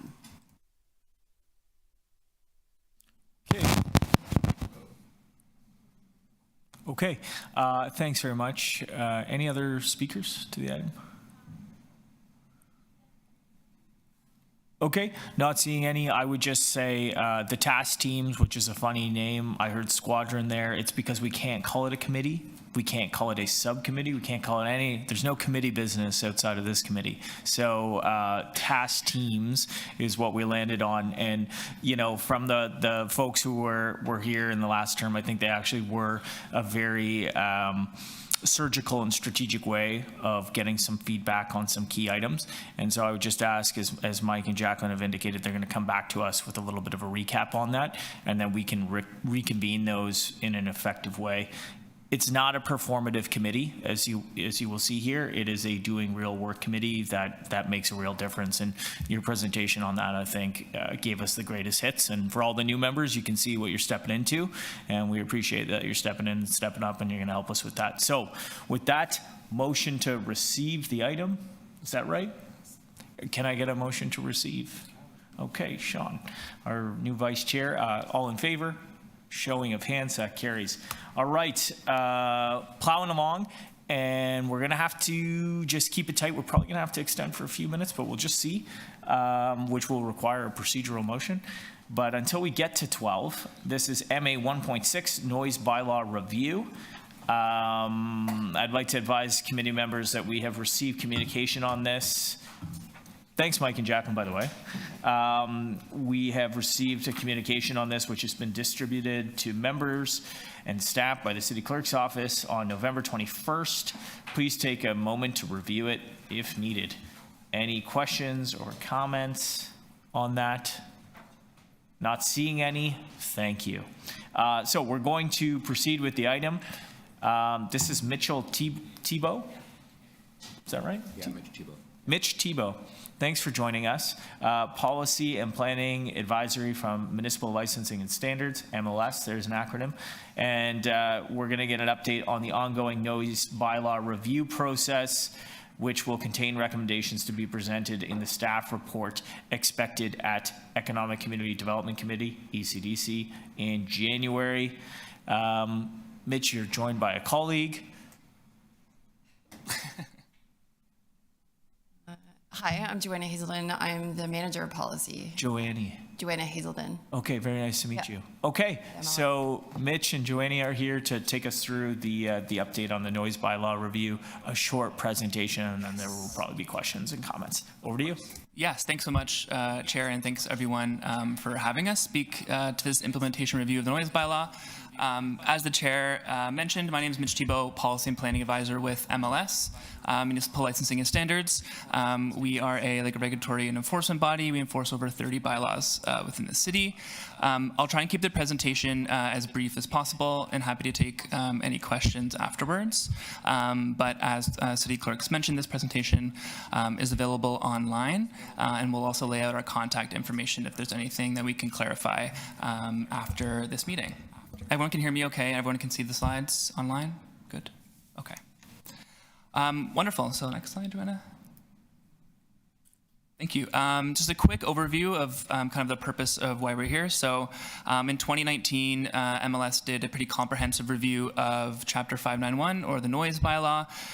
It started in 2015, resulted in an updated kind of comprehensive update to the noise bylaw that was in effect as of 2019. So per direction from City Council, we are now conducting an implementation review. So we're assessing the successes and the challenges of those updates that were made to the noise bylaw in 2019. So as the chair mentioned, we are heading to ECDC, or the Economic and Community Development Committee, in January. So I think it's kind of prudent to join this first meeting, provide an update to lay out some of the refinements that are being considered to the bylaw, summarize some feedback that we've heard, particularly from the live music industry so far throughout this review, and also just lay out how TMAC members can continue to be updated and get involved in the review as it proceeds to committee. Great, so just a brief kind of overview. I might just skip through some of the details here, and you're happy to take any questions about them. But as I mentioned, we did a kind of comprehensive review 2015, and since then, there have been a few particular updates on the bylaw. Of course, the pandemic had a pretty significant impact on our ability to enforce noise regulations. There was some provincial limitations around construction noise particularly. We did kind of an update report to Council last year that focused more so on motor vehicle noise and power devices, not amplified sound or exemption permits, which I think is of most interest to this group. And just some of the key updates that were made to the noise bylaw in 2019. I'll just lay out a few here for those that might not be familiar with the work that did occur. The first is that through the 2019 review, we introduced numerical limits, or decibel limits, to measure amplified sound from a point of reception. So previously, the bylaw had a prohibition on amplified sound that was projected beyond the lot line of the property and into any street or public space. So that was quite a general prohibition. In working with residents, with industry, we determined that this decibel approach, measured from the point of the disturbance or of reception, was a more prudent way to enforce amplified sound regulations in the city. Beyond that, we replaced a general prohibition on noise that's likely to disturb, and we replaced that with an unreasonable and persistent category for any noise source that is not in a specific prohibition. In addition to that, we made some improvements to the noise exemption permit process, gave ourselves some ability to revoke permits if there's non-compliance, and to impose some specific conditions on exemption permits. And beyond that, I'll just note that through this review, we also introduced a dedicated noise enforcement team. So that includes around 30 staff that are dedicated to enforcing the noise bylaw citywide, which I think is quite unique for jurisdictions, particularly in North America. And we also introduced all of our noise service requests through the 311 reporting system to have a bit more of a streamlined and consistent process. Okay, so I'm going to go through some potential refinements to the bylaw. These are things that have come up through engagement with enforcement, through public consultations that were conducted in the fall. I'll just note these are some options that staff are considering as we develop our staff report. These are not final. These are not recommendations. They are just a few considerations that have come up through our discussions. So I'm going to focus on two specific pieces. One is on amplified sound, and the second is noise exemption permits. So I'll speak first to amplified sound. So as I mentioned, this is a lot of text on the slide here, but these are the current decibel limits that are included in the bylaw for amplified sound.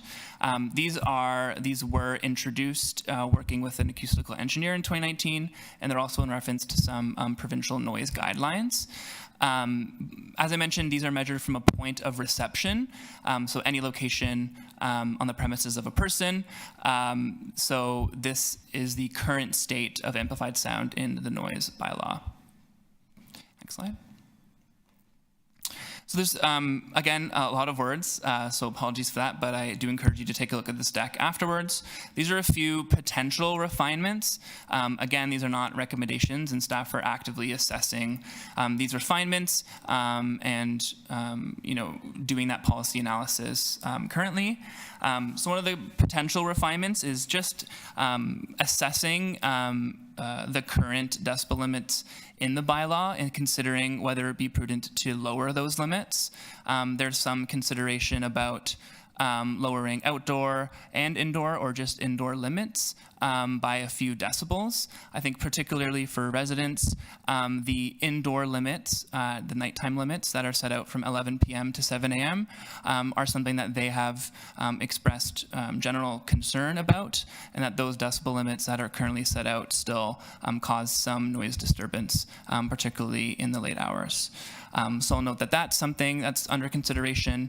The second thing is kind of expanding kind of some of the point of reception language to include the property line of a point of reception. So this could also be applicable to a bunch of different noise categories. And thirdly, I'll just note that there is another consideration for having separate regulations and decibel limits for commercial noise coming from an establishment versus a living area amplified sound disturbance. So this could, staff are considering whether this would be a distinction that could support compliance and enforcement. It's something that we'll speak to in the report potentially.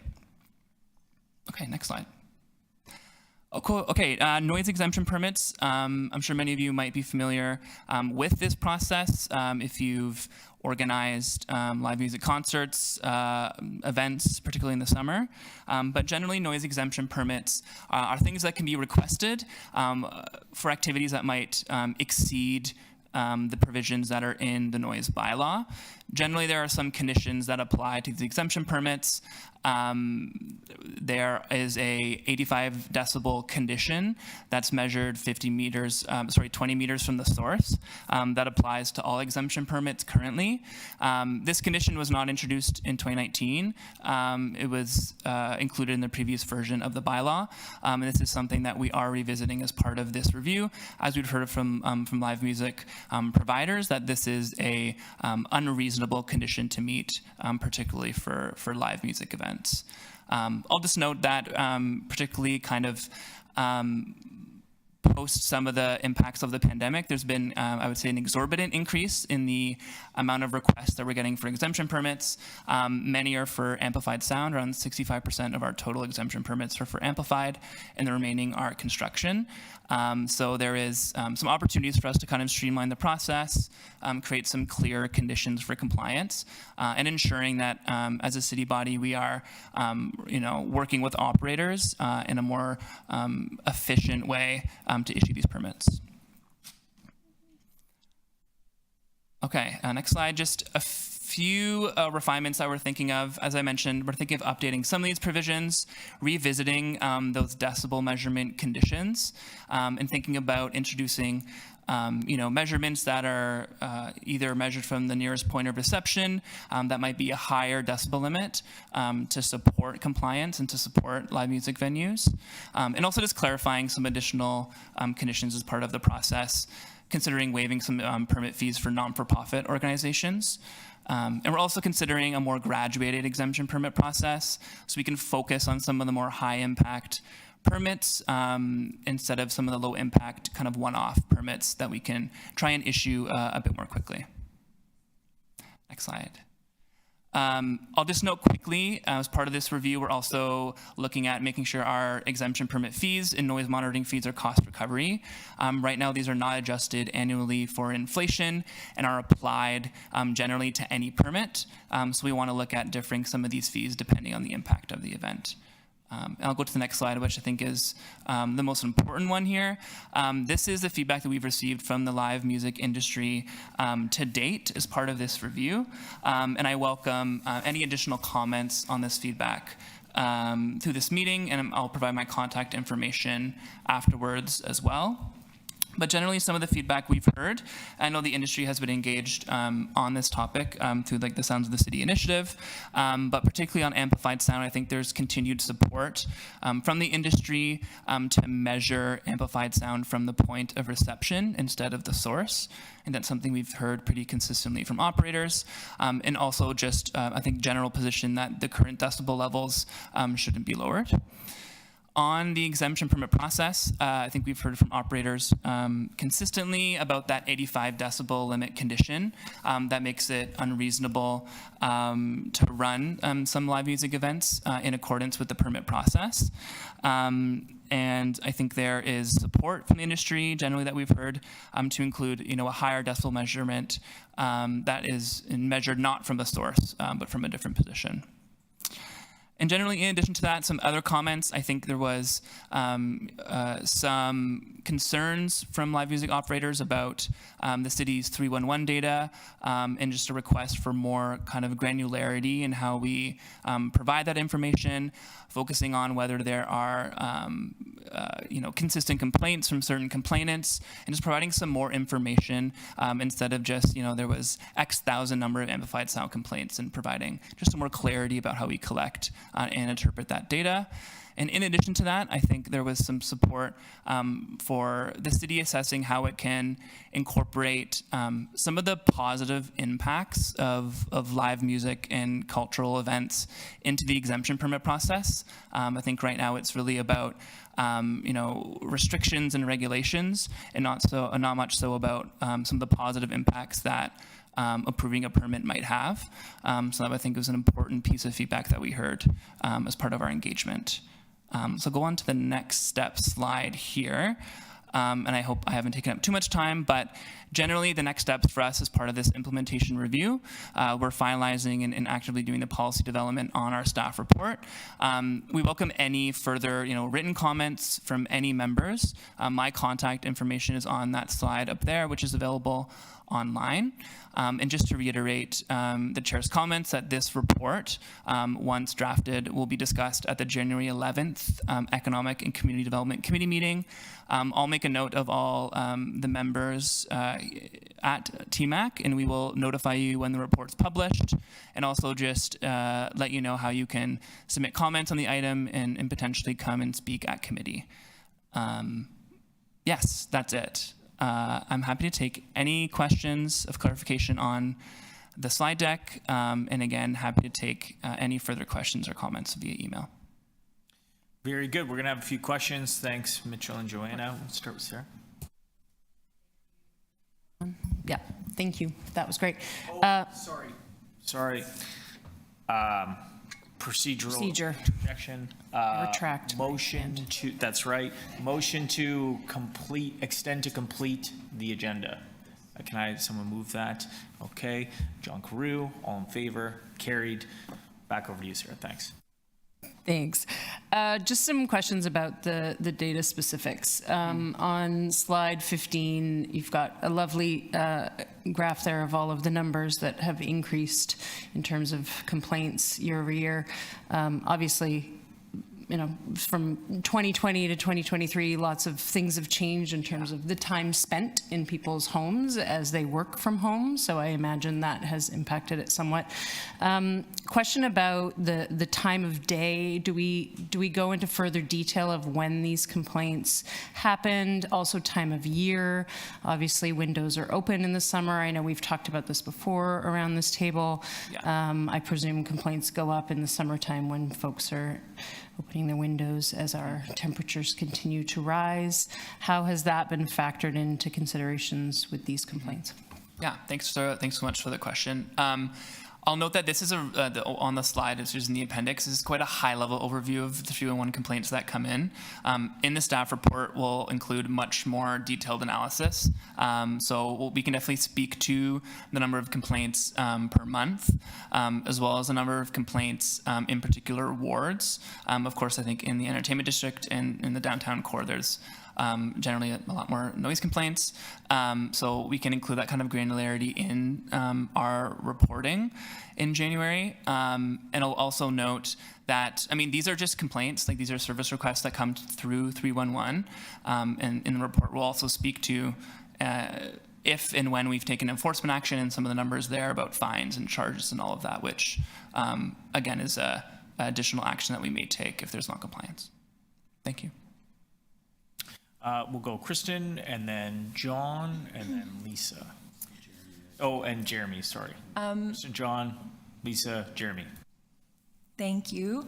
I know there was also some talk at the recent music industry feedback session that happened in relation to this review, but I don't remember, is there also information available on the frequency of individuals making complaints, so that the number might be skewed by the fact that, you know, someone might make 100 complaints or more per year? Yeah, that's something was brought up in the meeting, and some of the analysis we're doing currently on the 311 data, understanding, you know, how many complaints are related to the same address or the same event, and might be submitted by the same complainant. I think providing just like general percentages about, you know, how many complaints are related to the same, you know, complainant or address is important for us to get at. Because yeah, this is really just high-level totals that are provided, but we'll definitely get into that granularity in the report and provide that information to the public. Okay, and I just have one more thing. Go ahead. I know that there is an official process to declare certain events of municipal significance. And I know that that is one thing that also, you know, helps with the application of a noise exemption. But for those events, is there any potential for special consideration for, you know, a higher exemption than what might be the norm? Yeah, thanks for the question. That's a great question.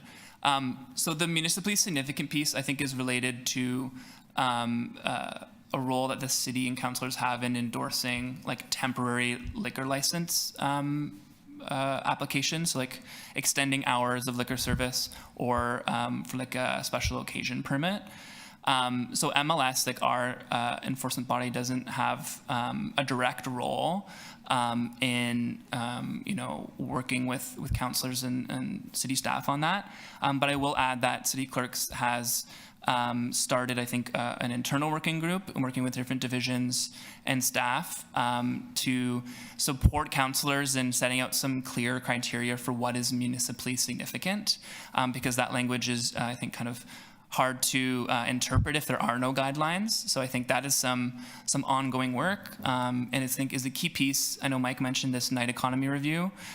So we're coming to committee next week on November 28th and November 30th with some reports that speak to, you know, business licensing and zoning amendments to around food and entertainment businesses, and that is a piece that I think will be discussed as part of those reports. Yeah, I hope that answers your question. Thanks very much, Kristen. John. Thank you, Chair. Two questions. The first one is an easy one, I believe. The second one, you might want to put my 5-minute clock on. No, just joking. Just joking. Oh, maybe. Don't. Noticed in there that the application fee is a $100 fee and for 4 weeks out. And if it gets a little closer, you're contemplating an escalation of that fee. How do you collaborate with other departments, specifically those that issue event permits? Because I'll tell you, on many occasions, many of these events don't get their permit till Thursday before the event.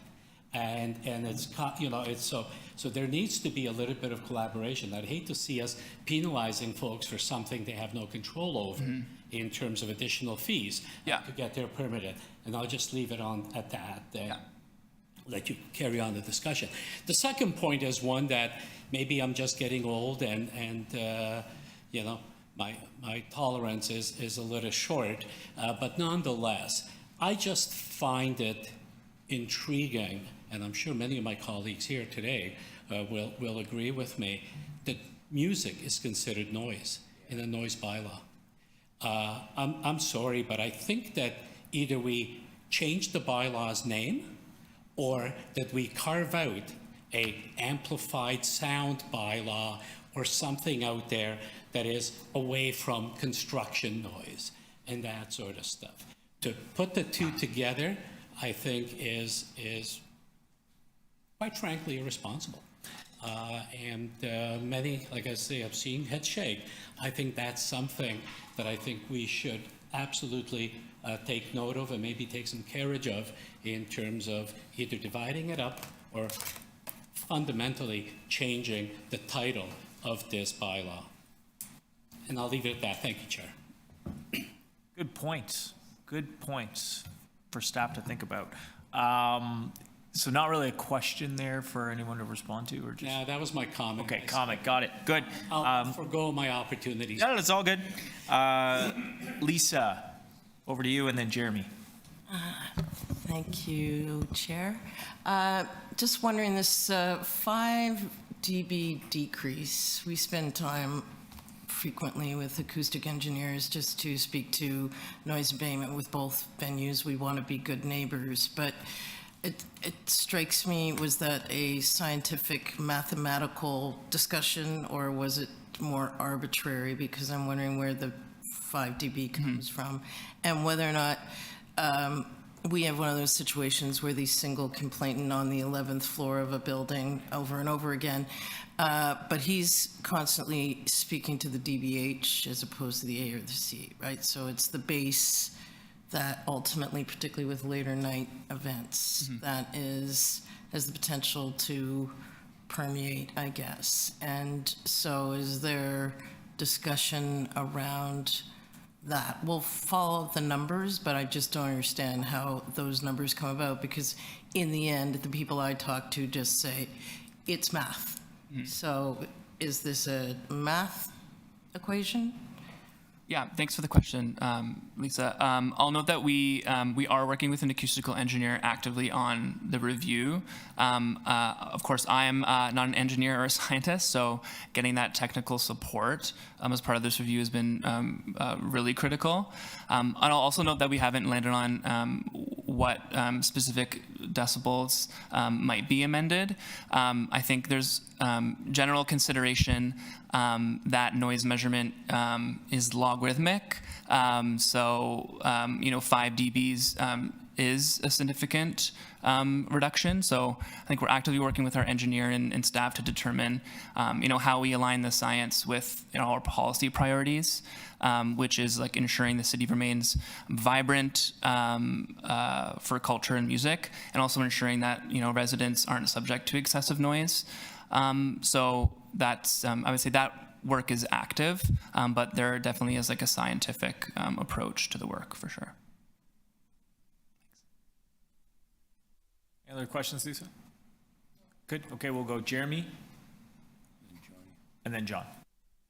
Hi, my question is, so outdoor events, point of reception, we heard from some of our partners that, the fence line, like if it could be measured from the fence line rather than, in front of the speakers, that would be a better situation for us. And, if it's not measured from that point and it's in front of the speakers, we use different techniques. I was reading in the thing that EQ is being considered, different frequencies, and specifically bass frequencies, which do travel farther, but we employ different techniques to reduce those bass frequencies, which only occur behind the speaker, because you're using a reverse wave to stop the wave from going as far. And if we measure it from in the front, then that is not even taken into consideration. So, so I think that might be a better solution, and I'm wondering if that's being considered. And just wondering also how likely is the reduction in the 5 dB and switching to DBC is going to be more than 5 dB So it's going to make it even more difficult for us, and we're already receiving, complaints about sound being from our audience not maybe loud enough at certain points. Yeah, thanks for the questions and the comments. I'll maybe just note that we have DBA and DBC measurements in the bylaw currently. And I will note that staff are considering in our recommendations changing that at-source measurement to something a bit more reasonable that actually reflects how these events are organized. So that's definitely a key component of the review. The other thing is staff will make recommendations. We're thinking about whether we should lower decibel limits. We may recommend some lowering, but generally when this goes to committee, councillors, of course, have the authority to amend any recommendations that staff have and further onto city council. I'll just say that any recommendations that will be proposed could be amended further throughout the process. Okay. Oh, sorry, I won't touch it. Jonathan, thank you for the questions. Jonathan? Hello. I just wanted to hear some decibels. I wanted to get some clarity. You mentioned the Sounds of the City initiative, which I appreciate you mentioning, and they did have some sort of interesting figures about decibel limits. The 85 dB current noise exemption permit limit, which I know was sort of grandfathered in prior to the current noise bylaw in 2019. I'm not sure how far back that actual decibel limit was set, but they said that this 85 dB limit corresponds to the noise level of a busy restaurant or traffic. Can you clarify from your experience, how does the noise limit of an outdoor amplified sound event compare with existing background ambient sound of things like if you're at Fort York and your stage is right next to the freeway? Yeah. How do those two sound sources interact? For sure. That's a great question. I think it's important whenever considering or discussing a decibel limit, where it's measured from. So I think generally Toronto Public Health has done studies that say that generally traffic noise, kind of ambient in Toronto, is around 65, 67 dBA, measured a couple meters from the source. I believe the 85 dBA current condition is reflective of, I think, general best practice for occupational health and safety. I believe, I'm not sure that's a formal position, but I think it's in some provincial legislation. And generally, whenever we do noise measurements, we, of course, measure from the point of reception or from the source in this instance, and we also take ambient measurements, particularly the amplified sound section, to capture kind of the environmental context and then do a calculation about what the final decibel measurement is. I think generally from the source, from the point of reception kind of discussion will continue on when we go through committee as part of this process. Yeah, I think that hopefully answers your questions. And I think if you have any further comments about what the Sounds of the City initiative was focusing on, if there are if there's feedback that you want to add to their comments, which we've captured in our report already, we're happy to take those comments. Thank you. Thanks, Jonathan. Back to Kristen. Hi, it's also related to this whole issue of ambient versus the amplified sound. And I think there was some discussion of having the ambient level kind of set the baseline, if I'm not mistaken. And I'm aware that in New York City, city famous for its music, that right now they're doing 7 dB above ambient. And is that something that the review took into consideration? Yeah, that is another, I think, option that we're considering as part of this review. We actually chatted with New York City yesterday, the Department of Environmental Protection, to get a sense of how they're enforcing and regulating both amplified sound and motor vehicle noise, a bunch of other elements of the bylaw. So we did get a sense from them on how that specific provision works, and they've had pretty good success with it because it reflects again, in a bit more a specific way, the environmental context of what's happening, and uses the ambient as a baseline. So that is something that we're considering as part of the review as well. Thank you. And just one somewhat related. I recently had my first experience, actually just this past Saturday, with an on-site noise monitoring crew from MLS.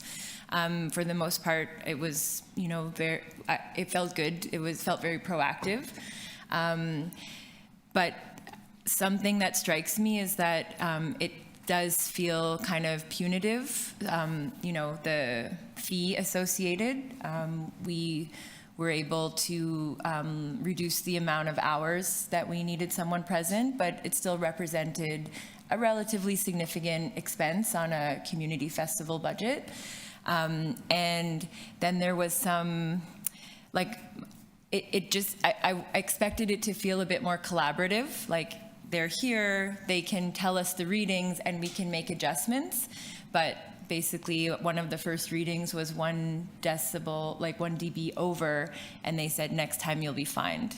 And I'm just wondering if there's any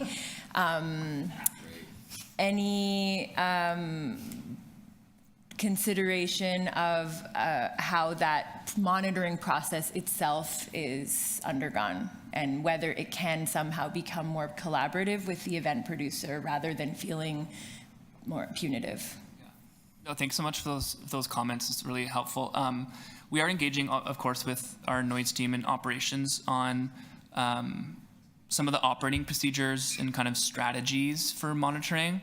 I think depending on how the review pans out, I think the approach to monitoring will have to change. If it's not measured at the source, it's measured at a point of reception or the property line. I think I'll note that feedback and send it off to our operations folks too, because I think this review will also be helpful for us to revise our procedures. And I really take that feedback about it being a bit more collaborative and not necessarily being so punitive. And I think the presence of an enforcement officer too is, I think, during an event, there's something to say about that and what that impact could have on community members as well.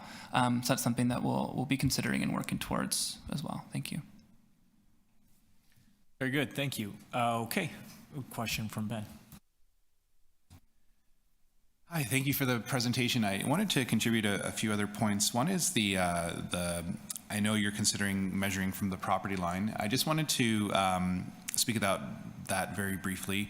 One is sometimes there's ambiguity of where the property line is unless you have a survey on you, so just a sort of an understanding of that. And sometimes properties, especially with outdoor venues, there's numerous property lines and then adjacencies of those property lines. Some of those adjacencies could be adjacent to a freight train track or the Gardner Expressway or whatnot. So just being aware of what those adjacencies are and which property line that the measurement will occur. The other thing is I wanted to piggyback on Kristen's comment about that 1 decibel spike. Is there a measurement for continuity of those spikes? So if we go from 85 to 86 in like this brief millisecond of a moment, or is it measured over a number of occurrences over the period of a minute, 5 minutes, 10 minutes? How do we measure those spikes to ensure that good people aren't accidentally getting fined for minor indiscretion? Yeah, thanks so much for the comments about the property line. I've noted that. And the question about measurement, again, I do not actively take sun level measurements, but through the chapter in the bylaw, there is I think an LEQ measurement with like a continuous sun level measurement. And I believe measurement should be taken for 10 minutes. I'm not positive. So, 1 little spike shouldn't kind of impact the general average. I would say, and throughout public consultations, is something that we've heard is that it's difficult to understand how to comply with the bylaw, given there are so many technical elements. So one thing we're thinking about is how to further, work with Mike and team on working with operators and also educating the public about how this whole process works and how officers measure sound and how we can work towards just general education and compliance. So I think that's something that's on our radar as well. But yeah, thanks so much for the comments. Thank you. Mike Tanner's going to jump in here. Yeah, thanks, Councillor. I just wanted to note, Ben, in response to your comment, it's an interesting one about whether the measurement is a moment in time or Mitch and Joanne, I don't know if you know this, but in the agent of change work that we do, and for those of you who don't know what that looks like, if there's a residential development proposed within 120 meters of an existing music venue, a noise study, I call it a live music sound assessment, John, is done by the applicant, i.e. the developer. Usually what they do is they go off and they engage in an acoustic engineering consulting firm, and they stand at their own property line of the as yet to be built development, and they will measure sound impacts coming from a nearby venue when there is music coming from the venue. And the objective is so that 3 years down the line, you don't have residents in a newly built building complaining about a music venue that was there years before the building got built. And what the acoustic engineering consultants usually bring back in their report is exactly what Mitch mentioned, an LEQ. Often it goes for like an hour.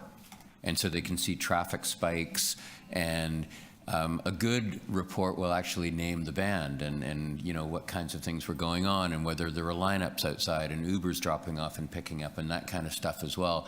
But it's certainly not, it's a movie rather than a snapshot, which I think, to your point, gives a much greater sense of what the real impacts are. Because let's face it, with outdoor events, you also have wind, and you have other sound impacts in the area that can really change. Those of us who have been to outdoor events, sometimes it seems loud, sometimes it doesn't seem loud. So that to me feels like a really good recommendation.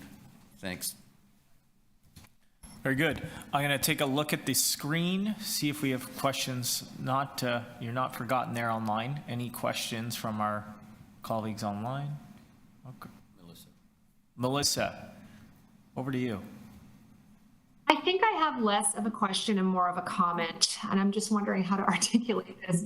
I guess I'm wondering a little bit, you know, when at the arena, which I realize is different and indoors, but you know, the size of the productions that are coming in have grown quite a bit over the last few years.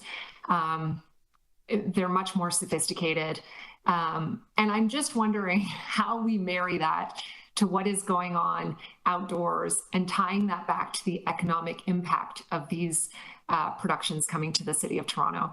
So, you know, I appreciate that residents have the right to preserve the peace of their home and enjoy where they live, certainly not trying to go against that. But without these outdoor festivals, and I know I'm preaching to the choir, but without these outdoor festivals and events, you know, it's far more than our sector that would suffer from that. So I'm just wondering a little bit more how we tie back the economic impact to some of these rules, and the remark, and I apologize, I can't remember who said it, the remark about being more collaborative and less punitive, I think is such an important one, because we are certainly all in this together to build the culture and the economic impact of what's going on. Anyway, I'll stop there. Good point. Well taken. Anyone else online? Okay, not seeing anyone back in the room. Additional questions? Okay, Deputy Mayor Malik. Thank you, and many of the questions that I had were already asked, but I do have a question a little bit building on what Kristen had asked. Me and my office were at all the public sessions held earlier this fall, and everyone is anticipating changes. We also heard a lot about the way that some of the enforcement happens. So as the new bylaws are looking to be adopted and before the changes take effect, what is the engagement plan to inform operators, and what are the resources that are going to be put towards that, and how are some of those considerations that are more about, you know, some of those, I don't know, the softer parts of the interaction, right, rather than the hard adherence to the rules, how will that be incorporated into the way forward? Yeah, thanks so much, Deputy Mayor. I think any bylaw changes that will be recommended will have a significant amount of time and a timeline for implementation. I think And as I noted in the public consultations, we heard a lot of kind of confusion about rules and how they're applied, and the consistency in which they're applied.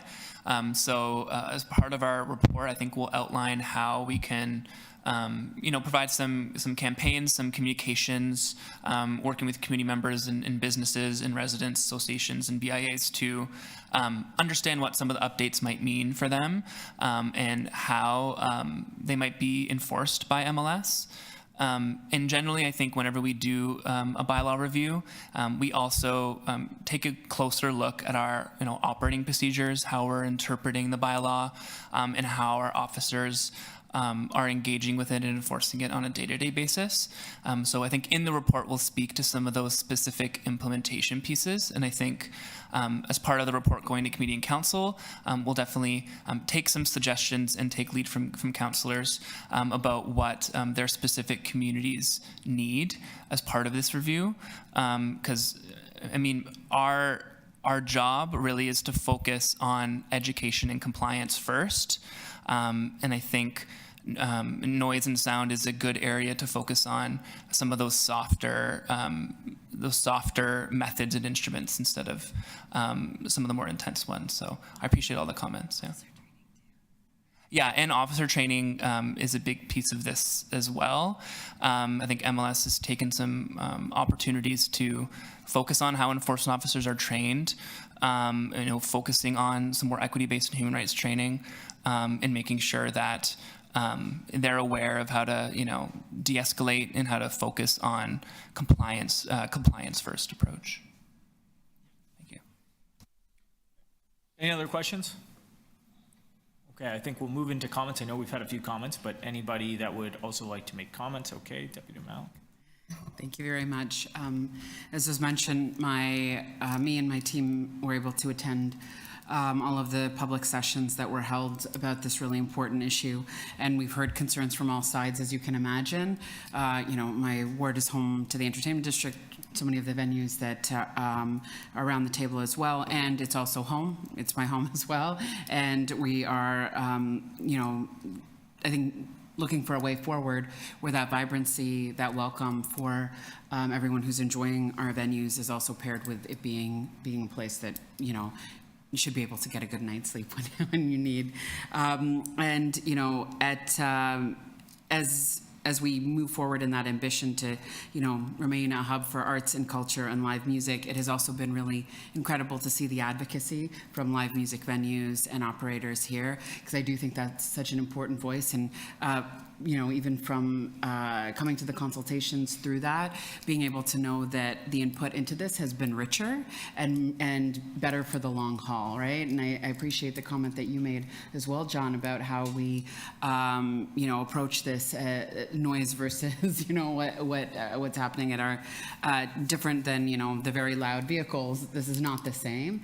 And that was also a really important consideration in the public consultations, to really be able to distinguish what types of sound we're talking about in a busy and vibrant city like ours. And I do hope that that continues to be reflected as these noise bylaws move forward, that we were able to hold those distinctions, and that is going to inform the kind of modernization and the updating of these rules. We hosted a meeting, as I mentioned, about the construction of the Ontario line. It had brought up a lot of the concerns that were also raised through the noise bylaw review process, just ensuring that we are getting readings that are accurate to what we're actually experiencing in the city, and understanding how it impacts various operators, how we're ensuring enforcement is equitable. And that is really important for us as we continue to ensure that our venues are not overly burdened as we come through this pandemic, and that issues, the real issues, and the operators who are not interested in compliance are able to be addressed in a productive way. And we are getting to a place where we can enjoy our city in the way that we want to. And I'm looking forward to what comes forward from everything that you've shared, everything that you've heard, and most of all, to continue to engage with the partners around this table around live music venues, the music industry, and to ensure that your insight and your expertise and your experience is reflected in the way that we're, moving forward on this very highly anticipated review and change to to noise bylaws in particular. So thank you very much. Thanks, Deputy Mayor. John Carew for comment.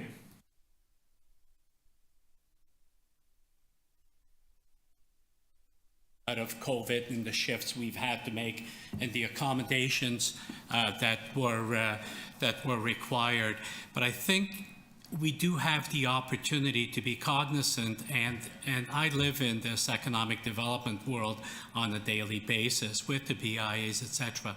The reality, folks, is that arts, culture, and tourism is the new economic development. Many cities are turning to venues such as yours, such as stuff that's happening out there, the events and festivals, and very grateful for the mayor to get out there almost every weekend through the summer to visit all these festivals, etc. But I think what we need to do is be cognizant of the fact that if we are looking at an economic recovery, this is an integral part of this, and we need to accommodate. We need to make some of those rules that may have been around since the time the earth, was occupied by the dinosaurs, to be more reflective of the reality out there. So I just make that comment that we've got a file in hand right now that is being reviewed and that definitely needs to be considerate of the new reality, which again is economic development is going to be driven by arts, culture, and tourism. Thank you, Mr. Chair. Well said. Looking online by any speakers, and then we'll come back in the room. Okay, looking back in the room. Any additional speakers? Okay, not seeing any. I will just say thanks for being here. You received feedback. Does this count as receiving feedback? Yes. Okay. Yes. Because I would just encourage our friends and colleagues here and the people in your sector and that you talk to, probably send an email to Mitchell. He had his email up on that deck. You want to give it to us one more time? Yeah, it is in the deck, but it's Mitchell with 2 L's, .tebow@toronto.ca. And then I think the other thing is there might be MLS feedback at toronto.ca. Yeah, You want it there too? We monitor that account as well. So Yeah. So, and I just say that because staff have the difficult challenge of balancing all the different inputs and feedback that they get. And certainly I think there's an organization called the Toronto Noise Coalition or something, and they provide a lot of feedback. And so we need to make sure that the views from the music perspective and industry and artists are captured in their work. If they don't hear that, then it's hard to respond to that. So this, I think, was really important. I'm glad we ran the clock and took the time. Thank you for being here. I'm glad that we are acknowledging that this was heard. And, the recap, point of measurement, the 5 decibel reduction, the ambient sound definition, the definition of music and noise and all that stuff. A lot of good stuff, and I saw you taking notes, so I appreciate that. This will be back in front of us, and so more opportunity to provide input, but this is actually a critical moment as this charts its way to ECDC. Someone had the question earlier about, it's right now. So, get on the keys and make sure that everybody knows how we feel about this. With that, I think that's the sort of end of this item here. So motion to receive the item. Okay. Lisa, and all in favor, that carries. All right, almost there. Bit of a marathon for our first TMAC, but a lot of stuff we need to get through. Hey, thanks very much, Mitchell and Joanna. Last item, second last item, confirmation, MA 1.7, confirmation of meeting schedule 2024. This was circulated, I think, to all of us. Clerks has been working closely with the chair. That's my office probably, and programming staff to finalize the dates. Please display the motion with the dates. Yes. So I'm moving this motion on the dates. We'll display it. Okay, we'll display it. And I would add the caveat that I think I'm not going to move anything on it, but just to clerks, I think you're aware there's a couple conflicts there. Councillor Ainsley wrote in about exec and something else he's on, government licensing. So we'll try, as we do, we try and accommodate these things, but I'm sure this is sort of the best effort of that at that point. So I don't know if this is on the screen. If I could just mention something. So folks, we've come up collectively, at this part of the table, with these 4 dates for meetings next year, looking at the availability of rooms like this, looking at councillors' very busy schedules, when there are committees and when council sits, etc. And also, Jacqueline and I did a fairly thorough scope of music industry events, both in this city and elsewhere, that may represent conflicts for, you know, a significant number of you. So when you see these dates, maybe just do a quick scan through your calendars, and can you flag if there's anything that's alarming there? And if we hear alarm bells from more than a few of you, we would consider going back with Gary. Gary's going to hate getting my emails. So maybe we can just give a second for folks to look at this. Okay, a little bit of a warm up there for Valentine's Day. We can all spend it together. That's nice. Cruising in a long weekend in May. September 24th, that'll be a nice time of year, and then wrap on the 20th of November. Councillor Malik, is that a question or supportive? Yeah, I think it's the same concern that Councillor Ainsley had raised. May 14th is executive committee. Yeah, it is. He raised it. Yeah. Okay, thank you for that. Maybe we can look, you know, one day ahead or behind that date, because I think generally in the industry side that the middle of May is pretty clear. It's before a lot of the summer events kick off here. Is that Mother's Day? It's around 12 or something. Yeah. Yeah. Good. Okay. So I think in the interest of moving forward, and we approve this today, I think, with the continued canvas effort. I mean, we've already indicated we're going to probably try and port over to Committee Room 1 for more space, which might change a little bit of this, but this is the sort of mark them in the calendars, and if we hear a lot of this doesn't work, you know, we're going to try and accommodate as well, I think. Is that cool? All right, so I will move this motion. Oh, I'll ask for a motion to approve. Okay, right there. All in favor? Carried. Everyone's good online? Yep, good. Okay, very good. That is that piece, and then I have to just move a motion. Is that right? Okay, final motion here, everyone. This is to, following motion to be displayed to excuse the absence of members who are not present for the meeting.